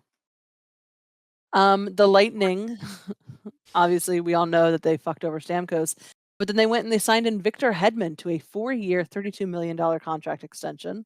And they had Emil Martinson Lilleberg to a 2-year, $1.6 million deal. Notably, Hedman in his press conference said, I know that we're here to talk about the extension, but I just have to say it was really hard to say goodbye to my best friend of the last several years. And I'm going to miss Stamkos on the team a lot. And that is how he opened his presser about his fucking extension. And if that doesn't tell you anything about the morale in that fucking locker room right now, If that doesn't tell you anything about the human being that Steven Stamkos is, like, right. Stammer is that guy. Everyone knows Yeah. he is the epitome of leadership. He's up there with Crosby and Ovechkin and those guys who are true leaders. Mm-hmm. I mean, obviously you got to lock up Hedman. Like, let's be real. That's not a crazy Yeah. move. You have to lock him up. No. But Especially if you're forced to pick between Stamkos and Hedman and it becomes very clear that it's not going to work with Stammer, then obviously, yeah, you got to do your best to get Hedman in. Hedman had But what a 63 deal. assists this year. Yeah. Obviously, defensively, he's one of Crazy. the best in the league. Mm-hmm. I don't understand. The Yeah. Penguins signed Sebastian Aho, not that Sebastian Aho, the other Sebastian Aho, to a 2-year, $1.5 million deal. This is a good move. Aho Yeah. played pretty well defensively for the Islanders. Again, this is just adding defensive depth. This is also my formal petition for Pittsburgh to pick up that Sebastian Aho. Now they have the other Sebastian Aho. They need that Sebastian They can have Aho both so that they can have Ahos that Sebastian Aho and the other and the Sebastian other Aho Sebastian Aho. You can have on two the same Ahos. team. Yep. Two Yeah. Ahos. Two players with the Yeah. same name who aren't related. Yes, I think for at some point in their career this needs to happen just for the memes of it all because that's the Spider-Man meme personified. Right. You know Yeah. what I mean? In real life. Just imagine the sportscaster. Aho passes it to Aho, who passes it back to Like, Aho. wow, I that's a know. really greedy player. Right? It's Yeah. so funny. So Anyway. jokes on us, it's actually the same person that plays for two teams. Right? He Two just different- draws on a tiny mustache. Yeah, two different players, Yeah. but playing the same thing or playing the same team. Mhm. Also, we didn't give love to Utah Hockey Club forward. Shout out Spicy Tuna. Liam O'Brien did sign a 3-year extension with Utah Hockey Club. Looks like it'll be a 3-year, $3 million deal. Yo, Spicy Tuna's ready, Utah. Are you ready? So how long do you It's think they're going funny. to keep the name before they change it to Utah Yetis? Because we know it's coming. They leaked it in a press conference. I don't know if it was a leak. It could have been like a just slip of the tongue of Tactically placed. anything. Yeah. No, I see it. it's they're only going with the Utah Hockey Club this season. That's the only year that they're gonna do. They said that they'll have a new one next year.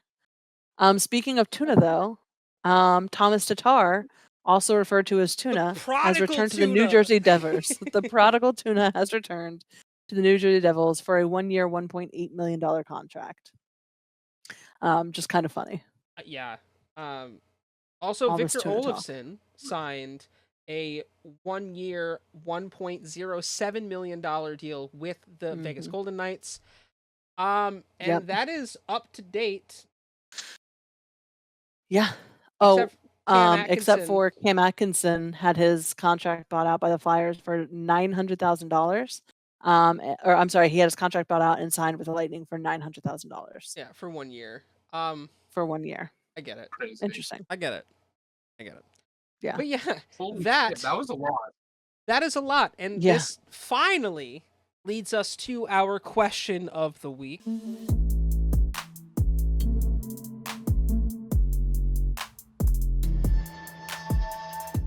After all this fucking talking. I know. Also, y'all will be getting a new question of the week graphic next season, so stay alert. There you go.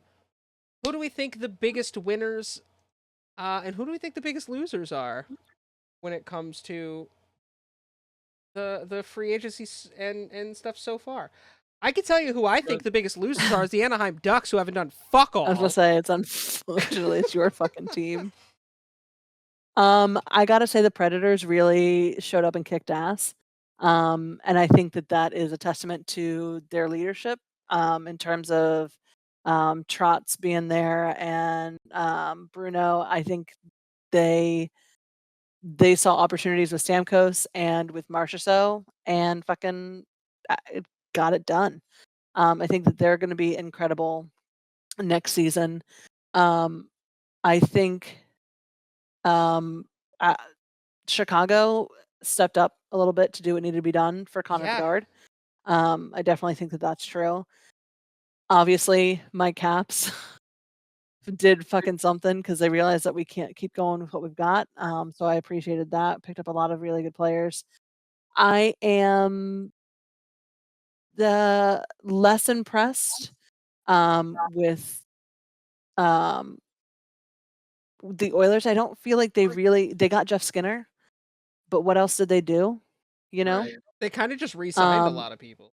It feels like. yeah, I mean, the Hurricanes got, Shane Gostisbehere, so Ghost will be there. He is a 3-year, $3.2 million contract, but I feel like they let a lot of people go, and Ghost is great, Carolina but is another team that I got don't into a know. situation they just couldn't afford everybody. You still have to pay Yeah, Martin Necas. Like, he's an right. RFA. You still gotta pay that Mhm. man. Yeah, and I think the Penguins also didn't really do anything excellent for me. I think, uh, mm, but I mean, I feel like they have a lot of veterans. They're in a similar position to the Caps. And I feel like they took the approach that we took last year, which is like our old guard needs to stick around for a little bit longer. And then I think next year we'll probably see them be more aggressive, Hmm. for drafts and trade deadline.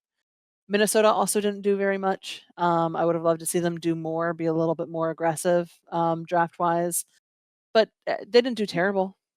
But yeah, I absolutely think, that the Predators killed it. The Devils did pretty well, and Kraken as well with getting Montour and Stevenson. Oh, shout out I to think Seattle. that's a big, big step up for them. Yeah. Maul? I think the team that I'm the most impressed with, and I think really did a lot in terms of building their roster and making some plays. I'm gonna give it to the Dallas Stars. I think they did a Mm, lot of rework, and yeah, I think they were one of the top 5 teams that made plays during, the free agency. yeah, I'm excited to see what they are gonna do with it because they already had a pretty solid team. They really just Like added. I thought they played really well. They just kind of hit a yeah, little rough patch at the end there in those last couple games. Um, but all in all, I think they really made some pretty powerful plays.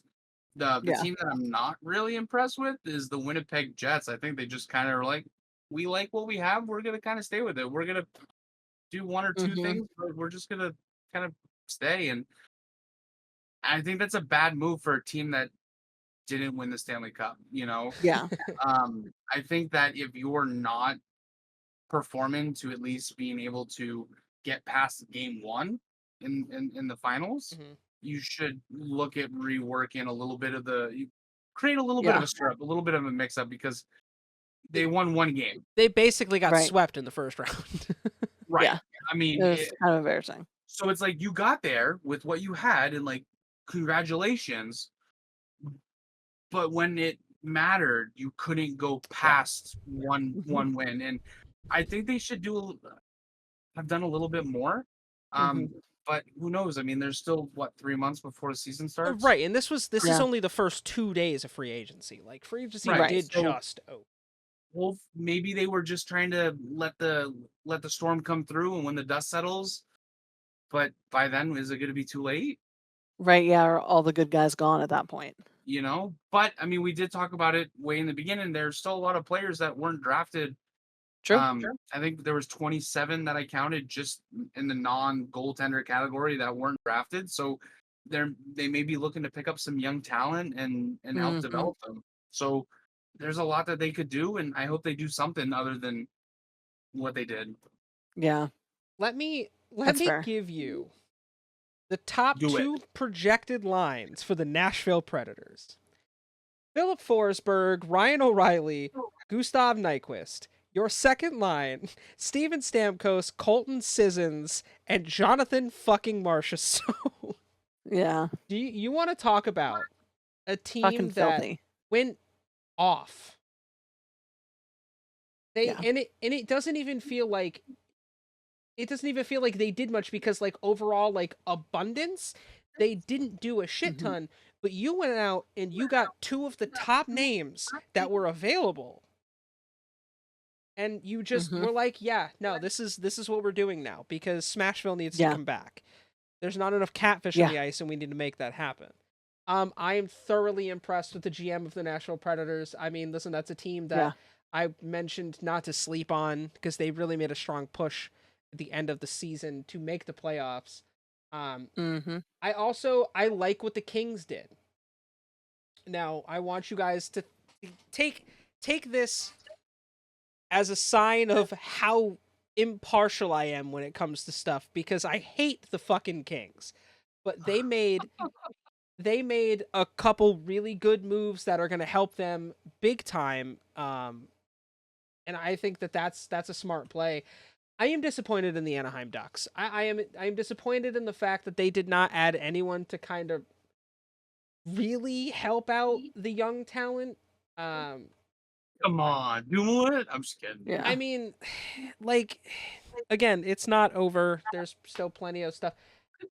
Plenty of time between the off season to maybe add some, but I'm not disappointed. I won't say I'm disappointed. I'm not shocked when it comes to Carolina Hurricanes. Again, you couldn't afford to pay everyone. They have a lot of good players that they had to kind of decide to keep, and I felt in my heart that the Gensel deal was kind of a loan because I Mhm. don't like they couldn't afford him. But dude, Nashville Nashville went hard to start. Um, yeah, to start free Yeah. agency. If you guys, Funnily enough, what? the Predators picked up the other Matt Murray.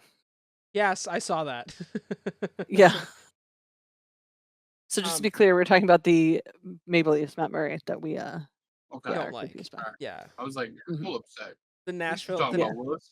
yeah, the Nashville. Yeah. Matt Murray's a good guy. Yeah. If you guys would like to get your questions of the week featured on the show, make sure you leave them in the comments. Hit us up on our social medias. Hit us up in our Discord. Carrier pigeon, Yeah. we accept. Smoke signals, even. We're getting there. Yeah. Yes. 100%. Um, any other things to talk about, D, that I think you really want to get into? Yeah. Um, I don't even know how to intro this topic. In a frustrating move, I think for me, the NHL announced during the middle of their free agency day when shit is pinging left and right with all these trades, all these massive, massive deals. I mean, it was a very clogged feed, and they very intentionally, in my opinion, dropped the news that they have lifted the ban for 3 of the coaches who were, or yeah, well, coaches kind of, coaches and executives that were involved with the Chicago Blackhawks at the time of um, the sexual assault scandal that happened several years ago, back in 2010, which wasn't fully investigated until later on. So they have allowed, or they announced that they're allowing Joe Quenneville, Stan Bowman, and Al McIsaac to participate in the league should anyone in the league wish to pursue them with an offer. Um, Again, I think they did this intentionally to bury this news because the response I've seen is somewhat mixed, but by and large, there is a lot of kind of disgust that some of these people would be allowed to come back. For those of you who aren't aware, Kyle Beach was unfortunately the victim of a sexual assault at the hands of a um, video person. I don't even remember what his stupid fucking title is because he's gross and disgusting. Anyway, he was sexually assaulted. And at the time, it was made known to people within general management at the Blackhawk organization. However, they were in the middle of a cup run that would then end up being successful. Mhm. And so they covered it up. And all three of those men participated in the cover up of that sexual assault. And the person who did the assaulting was not investigated at the time when it was made known what was going on. Not only that, when it came time for them to do something about it, Chicago decided not to report it to anyone and instead offered him a buyout. So he was actually bought out, and I believe he was given a bonus for that season, and he was paid for some time after that as well, which is just That's kind a of huge red flag, right? really fucking disgusting that Aldrich was continued to be paid. Yeah, no action was taken for over 3 weeks. And again, at the end of that time, regardless of what the outcome of the final investigation was, which happened just back in 2021, I think the Yeah. report of that investigation was released.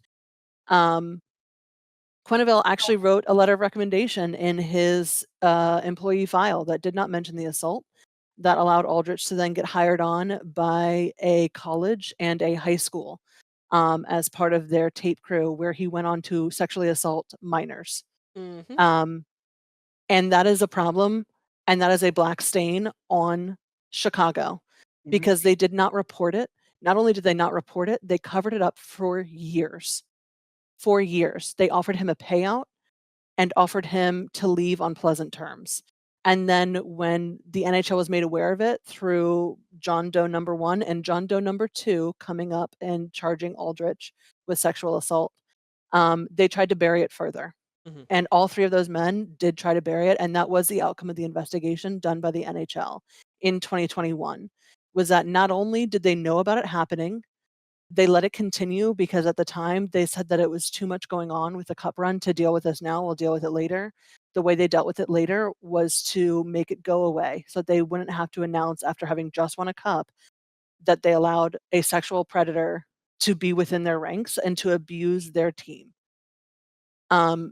And so I am disappointed in the NHL and in Gary Bettman for allowing them back. Now, I understand that people deserve second chances, but my thing is these people do not necessarily need a second chance here. They are able to live life, and I think that supposedly they have taken courses on what they should have done, and what sexual assault does to a person and all of that, and I am so glad that they did that, and I hope that they are changed, and I hope that they are better. But I think that they have proven that they cannot be in a position of power where they are given something as heavy as that, because they clearly made the wrong choice. And it Right. doesn't matter to me that they took training on it, because this is the difference. You know that that is wrong. You know that sexual assault is wrong no matter what, and that it is your duty to report it. And not only to report it to other people so that he can never do that to another young person again, because Kyle Beach was young at the time. Yeah. He was like freshly 19, I think, at the time that he was assaulted. Um, so in my mind, basically no better than a minor, except for in terms of legality. Right. You knew that was wrong. You didn't report it, and you tried to make it so that people didn't know that you had a hand in that. And that to me tells me that you knew it was wrong. You knew that what you were doing was fucked up. And instead of doing the right thing and telling that guy to go fuck himself and to get the fuck out of your organization, no pay, no nothing, because you broke a clause so important, instead you said, hey guy, uh, why don't you resign in peace? And why don't we pay you to do that? You guys made that decision, and you have to bear that for the rest of your life. And that means never stepping foot in an NHL arena ever again. You can go play elsewhere. You can do a million other jobs where it will not matter, but you cannot impact other people's lives the same way you did to Kyle Beach. That is fucked up. That is fucked up. And NHL should be doing better. When we are raging at the Department of Player Safety because they're not protecting our guys on the ice who are getting concussions, who are getting like CTE, we already have enough issues there. We don't need to be looking into the locker room to check for predators every other week because you guys want to win a fucking cup. Grow up, man up, and realize that this is not for you to make some glorious fucking comeback. Stay home. We do not need you here. That's it. No, I agree. Amen. I don't think Quenneville gets another job. That's just to start. I don't think he even gets another opportunity. There's already rumors that he's in talks with several teams. God, that's Well, unfortunate. That Yeah. black stain that parasite, that cancer will spread to those teams because that will follow him and that's going to be his legacy, you know. We already saw it this year Yeah. with toxic coaches that Yeah. lasted a fucking week. And Yeah, I hate, true, I hate literally to a week. say it, but for a major sports franchise like the NHL to do what they did this year by bringing more inclusivity Mhm. to the franchise by having, American Sign Language Yeah. Yeah. interpreters at the Stanley Cup, that's huge. That was a huge step forward. All of that momentum is Well, in the other direction. And right this now. is not the first time we've discussed the Blackhawks very- on the podcast and our thoughts on the situation. And listen, it's nobody deserves that treatment in any way. And Mhm. I agree, a professional sports franchise should do better. And I feel like Yeah. the owners are just as responsible for Correct. all of this. And yeah, winning a cup is awesome, but at what expense? Woo! Right. Yeah. Could you You know? imagine how much it would have hurt that player had he won the cup and had to share that with his, Oh, and you know? Aldrich got to bring that cup home to his hometown for a day Mm-hmm. because he was part of the staff that won. He got to show off to millions and millions of people what a team player he was, what a monumental part of important work. And when it all came down, they fined the Blackhawks $2 million, which is nothing. Right. Yeah. It was fucking nothing. They pay That's not players even- more than that for a single year. Mm-hmm. And then 3 of the people who were directly involved, and who resigned before the news hit because they knew that they were directly involved, those 3 people were only banned from the league for 2.5 years. Yeah. And they get to come back. So I'm asking the NHL, what the fuck is the punishment for What's the allowing that point to of- happen in your what's the- house yeah, what's and the for covering point? it up? What's the point of the punishment if it's I'll be not honest, going to be yeah. upheld? Yeah. This brings a bigger problem because, D, like you said, we're so focused on players' health when they're in the arena, when they're playing, when they're Yeah. performing. No one pays attention to what goes on in the locker room. And this isn't the only sport that this has happened to. Oh, No. yeah. The last big one that within our lifetime was a couple years ago, and it was with the U.S. gymnastics team. Yeah. Mhm. Fuck that son of a bitch too. That guy was sentenced to jail where Yes. he belongs. Mm-hmm. And the NHL isn't going to do Mhm. anything or press any charges to these people. I think No? I think Aldrich did end up serving 9 months in prison in Michigan for assault. 9 whole months. Meanwhile, like I said, he got a severance and a playoff bonus Well, and was so paid here's several the months' thing. salary. If Michigan has the same jujitsu law, not jujitsu, Judicial. laws Mhm. as Maine, Right. you go to jail if it's 9 months and a day less. If you Mhm. if you are sentenced to 9 months and a day, that's when you go to prison. Anything Right. less than that is jail. Now, jail is easy. You're not with hardened criminals. You're Mhm. not with lifers. You're not with people who are going to give you what you deserve because they can see that there's a light at the end of the tunnel. They know they're getting out. Mhm. Yeah. You Yeah, they're know? not gonna do anything to extend their sentence because they're only there for 9 months. Right. And Now, they can get out in 7 with good time. Yep. Now, had he gone to a prison, if they do, I don't know their law, but if I it's don't either. similar, if he went to a prison, things would be different there. But Mhm. not saying that it's right there or anywhere else, but I think the punishment has to fit the crime. Yeah. And I think that was a slap on the wrist because Yeah. 9 months with what he probably got paid, and he probably went to a cushy jail. Mhm. Okay, Yeah. cool. Give me a vacation Yep. where I get fed 3 meals a day and get told to go play.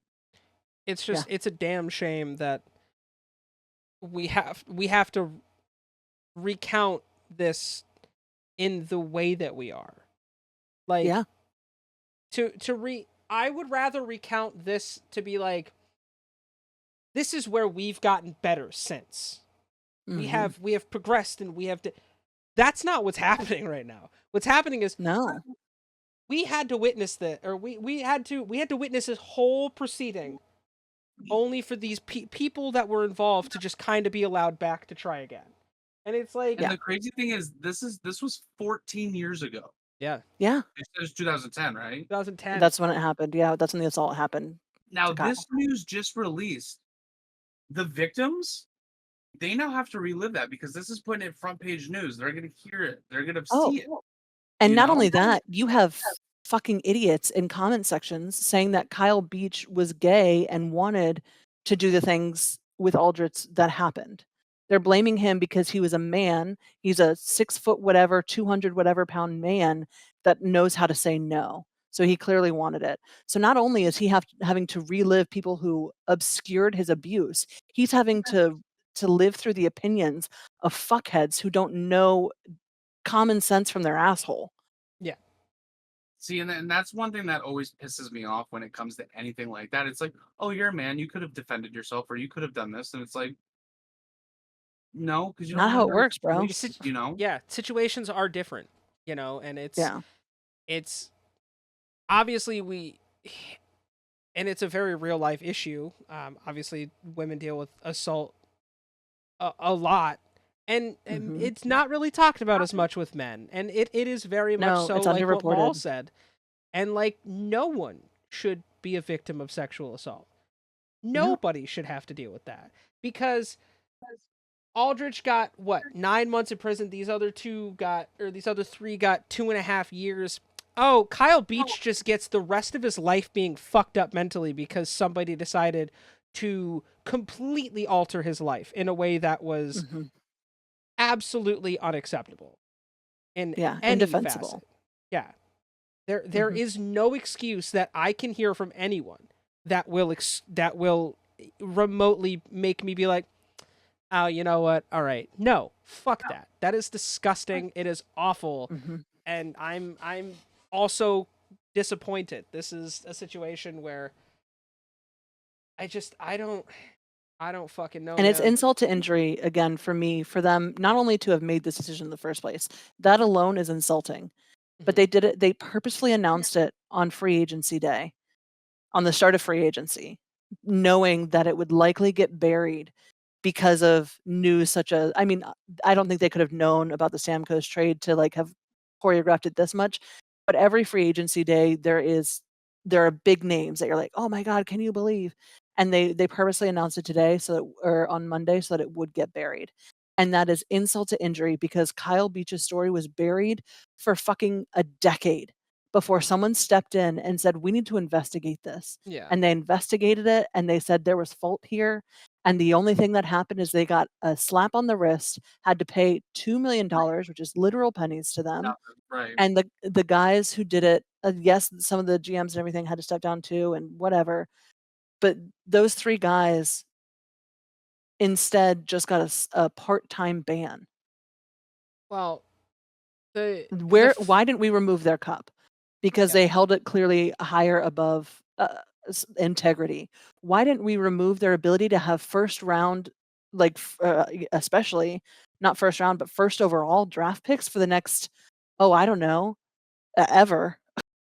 Like there's so much more that they could have done and they didn't, and they have failed Kyle Beach. They have failed victims all over the place. And ultimately, they're also failing these guys. These 3 men who fucked up, they're failing them by continuing them or by allowing them to come back into a league where they should not be wanted. Well, And it doesn't help that on November 5th of 2023, another former Blackhawks prospect filed a negligence lawsuit against the team for suppressing his complaints of sexual harassment and physical threats of violence from Aldrich in May of 2010 during the playoff run. So, I Yeah. will say I'm also disappointed on the team oh yeah, because if I was part of a team where that happened, we're not showing up to the next game. We're not showing up to the next practice. Well, the unfortunate thing is I don't know how many of the players on the team knew about it, Yeah. because of when it was happening. But Obviously, he even wasn't doing the it in a accusation, locker room full of people. yeah, So, after the accusation happens, that's when you're Mhm. like, dude, did this really happen? Like, oh my god, Yeah. I'm sorry. Like, what can we do to help you? How can we get through this? And then that's when your team needs to stand up and be behind you and be like, you know what? Hoo-hoo. Fuck you guys. We're not playing the next game. Yeah.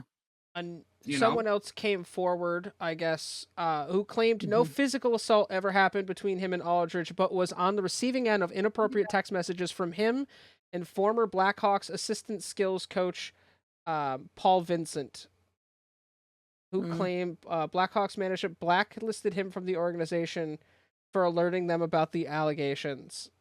Mhm. Which, again, the funny part about all this is that if they did try to bury the news, they didn't do a good job because I don't know about you, but my social media has been flooding with that since. Yeah. I don't know. It's such a Yeah. sad situation that we I even think have to any fucking talk franchise about, you know? Yeah. and I think any franchise that picks up one of these scumbags is gonna regret it because the backlash they're gonna Fan get. base is gonna fucking turn on them. Yeah. Oh, I've already seen fans writing letters to their GMs and everything being like, "Do not hire this person. We cannot take it." Yeah, I mean, Right. we It's not we worth it. are Don't do it. Yeah. we all saw the fucking backlash when the Columbus Blue Jackets brought in Mike Babcock earlier in Yeah. the season, and he lasted what 2 weeks? Yeah. Where he's going through people's phones and shit. It's like, Mhm. what are you doing? Um, Yeah. Yeah. This is just it's so upsetting. It's terrible. And I think our thoughts are with Kyle Beach, now especially, and as well as with the other victims of Aldrich. Um, this news coming out, it's hard for them, and so um, sending out good vibes their way. yeah, Remember, if you are someone who has experienced sexual assault and this episode was in any way triggering for you, there are resources available. There are hotlines. Please call them. Please use them. Um, yeah. you're not alone, and we Mhm. support you. If no one else Yeah. will, we at LTN support you, and hopefully we apologize if it does upset you guys. It's a real topic, and it's Yeah. we try to keep things lighthearted here, but sometimes you have to talk about hard hitting things, and this is a real big one that hopefully we won't see we Yeah, won't hopefully this is the see end of that saga. yeah um but it's By Honestly. talking about it, we can hopefully prevent it. yeah Yeah. hopefully we And can raise encourage some others sort of to stand awareness. up and speak up. Yeah. Mhm. um so Yeah, let's get some good news in here. I Let's do yeah a um steep transition. this yes we so on to a little bit more lighthearted stuff. We are going to round out the show our favorite way with the obscure NHL player of the week. Silly little horn. That was a little slow. It got stuck in traffic. Uh, so, our obscure player of the week is a player by the name of Justin Kruger, born October 6th, 1986, in Dusseldorf, then West Germany. Um, Dusseldorf. he was Great. drafted 213th overall in the 2006 draft by the Carolina Hurricanes. Let's Oh, see. He never played in the NHL. there you go. Weird. Fun fact: I picked this player because In 2006, when this draft happened, the number one overall pick of this year's draft, Macklin Celebrini, was born. That's so funny. It's yeah. He played. Kruger played 127 games in the AHL for the Charlotte Checkers. He had 3 goals, 25 assists in his career, 67 penalty minutes. But he played in the National League, which is the professional league in Switzerland, and it is the top tier of the Swiss league. 444 career games, 13 goals, 56 assists. You ready for this number? Yeah. 340 penalty minutes. There you Damn. go. Sounds like you're a hockey player. Yeah, yeah. Except my hockey player in NHL has 90 goals in his rookie season. Room to grow. There you go. room to Room to grow. In the National League, he had 91 career playoff appearances, 3 goals, 7 assists, 84 penalty minutes. He also represented Germany from 2004 to 2017 in various tournaments. But yeah, never played professionally in the NHL. He is the son of former Buffalo Sabres head coach Ralph Kruger. In 2010, Kruger earned his bachelor's degree in hotel management from Cornell University, which I think is pretty freaking cool. Good for him. And he retired professionally in 2022. There you go. But yeah, this year's theme was players who never played in the NHL. Last year's was players who won the Stanley Cup who played like 2 games. I don't know what next season's theme is going to be. But yeah, give us your suggestions. I know. Let me know what criterias you guys want to hear. Also, Come up with some weird shit to round out the show. Maul gave us a little piece of hockey history that happened 32 years ago. Yeah. Do you want to talk about that, Maul? Sure. So 32 years ago, and on topic with today, there was a trade to Philadelphia, and it came from Quebec, and Philadelphia got Eric Lindenross, and Quebec got Steve Duchesne, Peter Frostberg, Ron Hextall, Kerry Huffman, Mike Ricci, Chris Simmons, the 1993 first-round draft pick, the 1994 first-round draft pick, and $15 million in cash for one player. All because Eric Lindros was drafted to the Nordiques and refused to play there. Yep. Wild. That's 2, 3, 6 players, 2 years of first-round draft picks, and $15 million for one player. And when you factor in the value of each of those players, probably that's $100 million deal. An insane trade. Yeah, especially in like today's money, Yeah, especially when you look at some of these names. I would assume everybody knows the name Ron Hextall. Yeah, I was gonna say Hextall for sure. Like that's one. Mike Ricci, Chris Simon, Peter Forsberg. Well, Chris Simon, because we talked about him on the pod. Yeah. Not that long ago. Yeah. That's well over $100 million deal, and if it was scaled up to today's with inflation, that's probably close to $250 million deal. Yeah. That's nuts.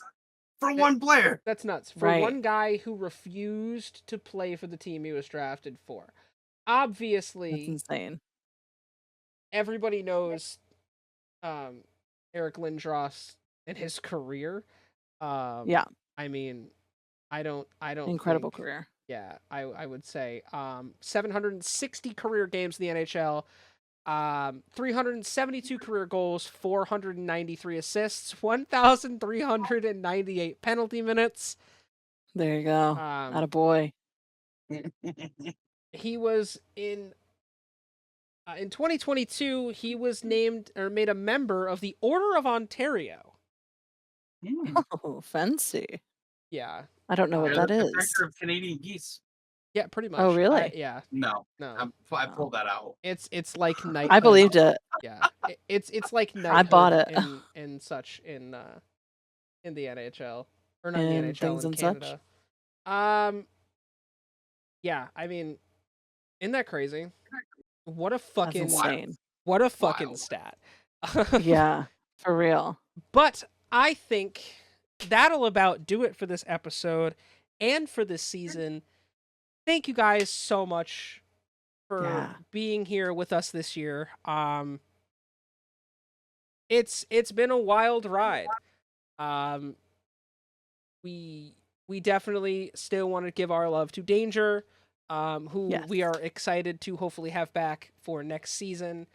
hmm We love you and we miss you, and you are such an important part Very of much. this, and we wouldn't be here without you, and we also wouldn't be here without you guys listening. I know Yep. we say this a lot, but we are all, you mean more to us than you will ever know, and we are so thankful for you to be here. Maul, homie, I want to thank you on behalf of all of us for you stepping in and helping us out the past Yeah. month and a half with shows, dude. Yeah. And we're definitely gonna have you on Oh, for sure you're coming back next again. season. There's no You're not question. done. Yeah. Yeah. All right, all right, all right. Your I contract appreciate is it. still in play. You have a no trade clause. Sorry, on our end, we can't trade you. And However that you decide. contract is forever. No. Forever. Forever. Okay, Let us know that in the sounds good. But what's the dollar amount? the Am I same like as we. $875,000 player, or like we talking? I'll tell you what. You're no Matt Murray. We'll tell you Yeah, that. I'll tell you what. As the COO, I'll have my people call your people. I don't have people though. Then I'll give you a call later. Yeah. Let us know in the comments what your favorite part of the season was. Any thoughts on you guys? What was your favorite part of the year? Oh God. There's so many things that happened. Yeah, there's so much that happened.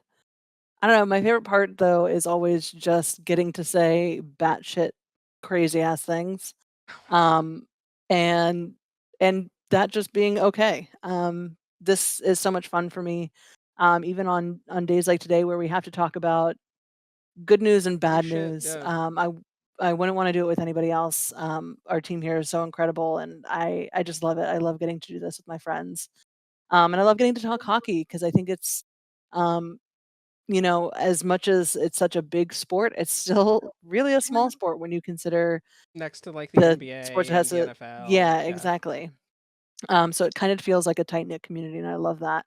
And yeah, I think my favorite part, if we're talking about purely like an NHL activity, um, oh god, that's so fucking tough. I think I would say it was the added representation of having ASL interpreters in the Stanley Cup Finals.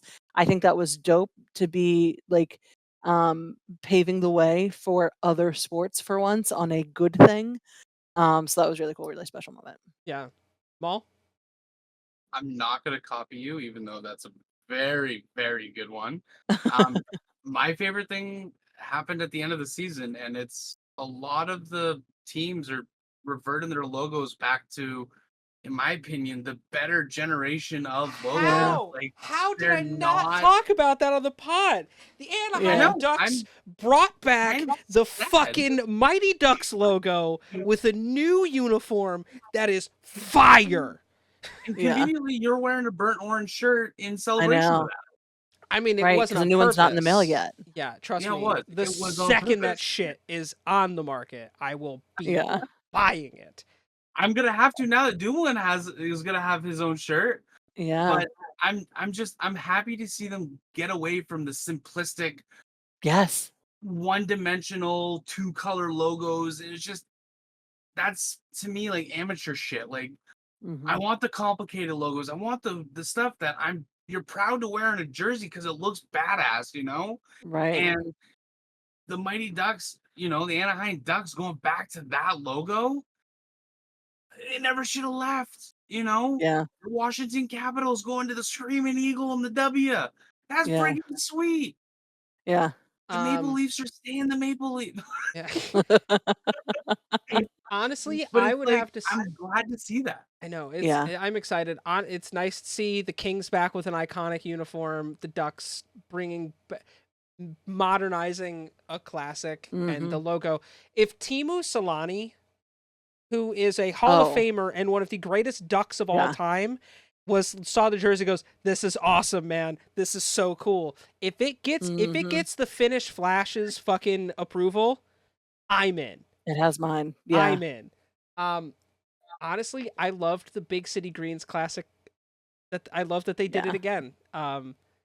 Mhm. That's so important to expose children to such a wonderful sport. I know Mhm. we all grew up with hockey just watching it regularly, but to bring it to a whole new audience and a whole new light in something that honestly had really never been done before in the US in terms of Yeah. sports.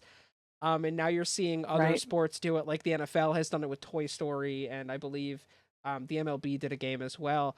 But Mhm. the NHL being the forefront of that, and also um, the reaction to player equipment um, safety. The Um, neck guard. I, Yeah. I think I think is important, and I think that we're probably going to see a lot more strives and probably pushes towards safety on like equipment side for players. Mhm. Um, but I just there's so many things this season that have been Yeah. fucking incredible. The, the last thing that I want to say is see you later, Coyotes. It was nice knowing you. Oh, I know. So sad. R.I.P. It's depressing. It is, but a lot of good has come out of that. Yeah. An owner that Alright. franchise is finally in the hands of someone who cares. The Mm. guy who screwed that whole situation up is no longer affiliated with anything to do with the revival of that team, Yeah. and I think some good is going to come of this. So Hopefully, I agree. I want to see the Utah Hockey Club when they pick their final name, which I hope is the Utah Yetis. it sounds I so good. want them to do a really cool pastel kind of design and pay Mhm. homage to the Coyotes. Yeah, Yeah, If that would be they dope. did that, that would be unbelievably sick and so cool to just like bring the two franchises do a together, you Kachina know? jersey They as Yeah. like an have alternate. the availability to do that with a Yeti and the blues, and Mhm. I can already see it. I think it would look You so can cool. model a Yeah. logo after the Coyotes logo, which I think would be pretty You sick. Yeah. do that, and you will win over Arizona like that. Oh I yeah. Right. All their guarantee it. fans. Oh yeah. Mhm. This is not the last you'll hear of us. Through the off No. season, we are going to be releasing some content for those of you that are trying to get into hockey. So Yeah. keep an eye out We're on trying to that. get your friends into hockey. Absolutely. If you guys aren't doing it already and you're watching us on YouTube, make sure you like and subscribe. Hit that notification bell, let you know anytime we upload. You could see Mhm. anything else that we offer from LTN Media, which is a lot of stuff. We give you guys a lot of good variety. If you're listening to us on Spotify or any major podcast platform, if you guys aren't following and you enjoyed us, please give us a follow. Please give us a review. We'd love to hear from you guys. Um, and on a sad note, for season 2, we are signing off with the best way to do it. Peace, love, Peace, puss love, suitor. puss suitor. And we will see you mother puckers next season in the face off circle.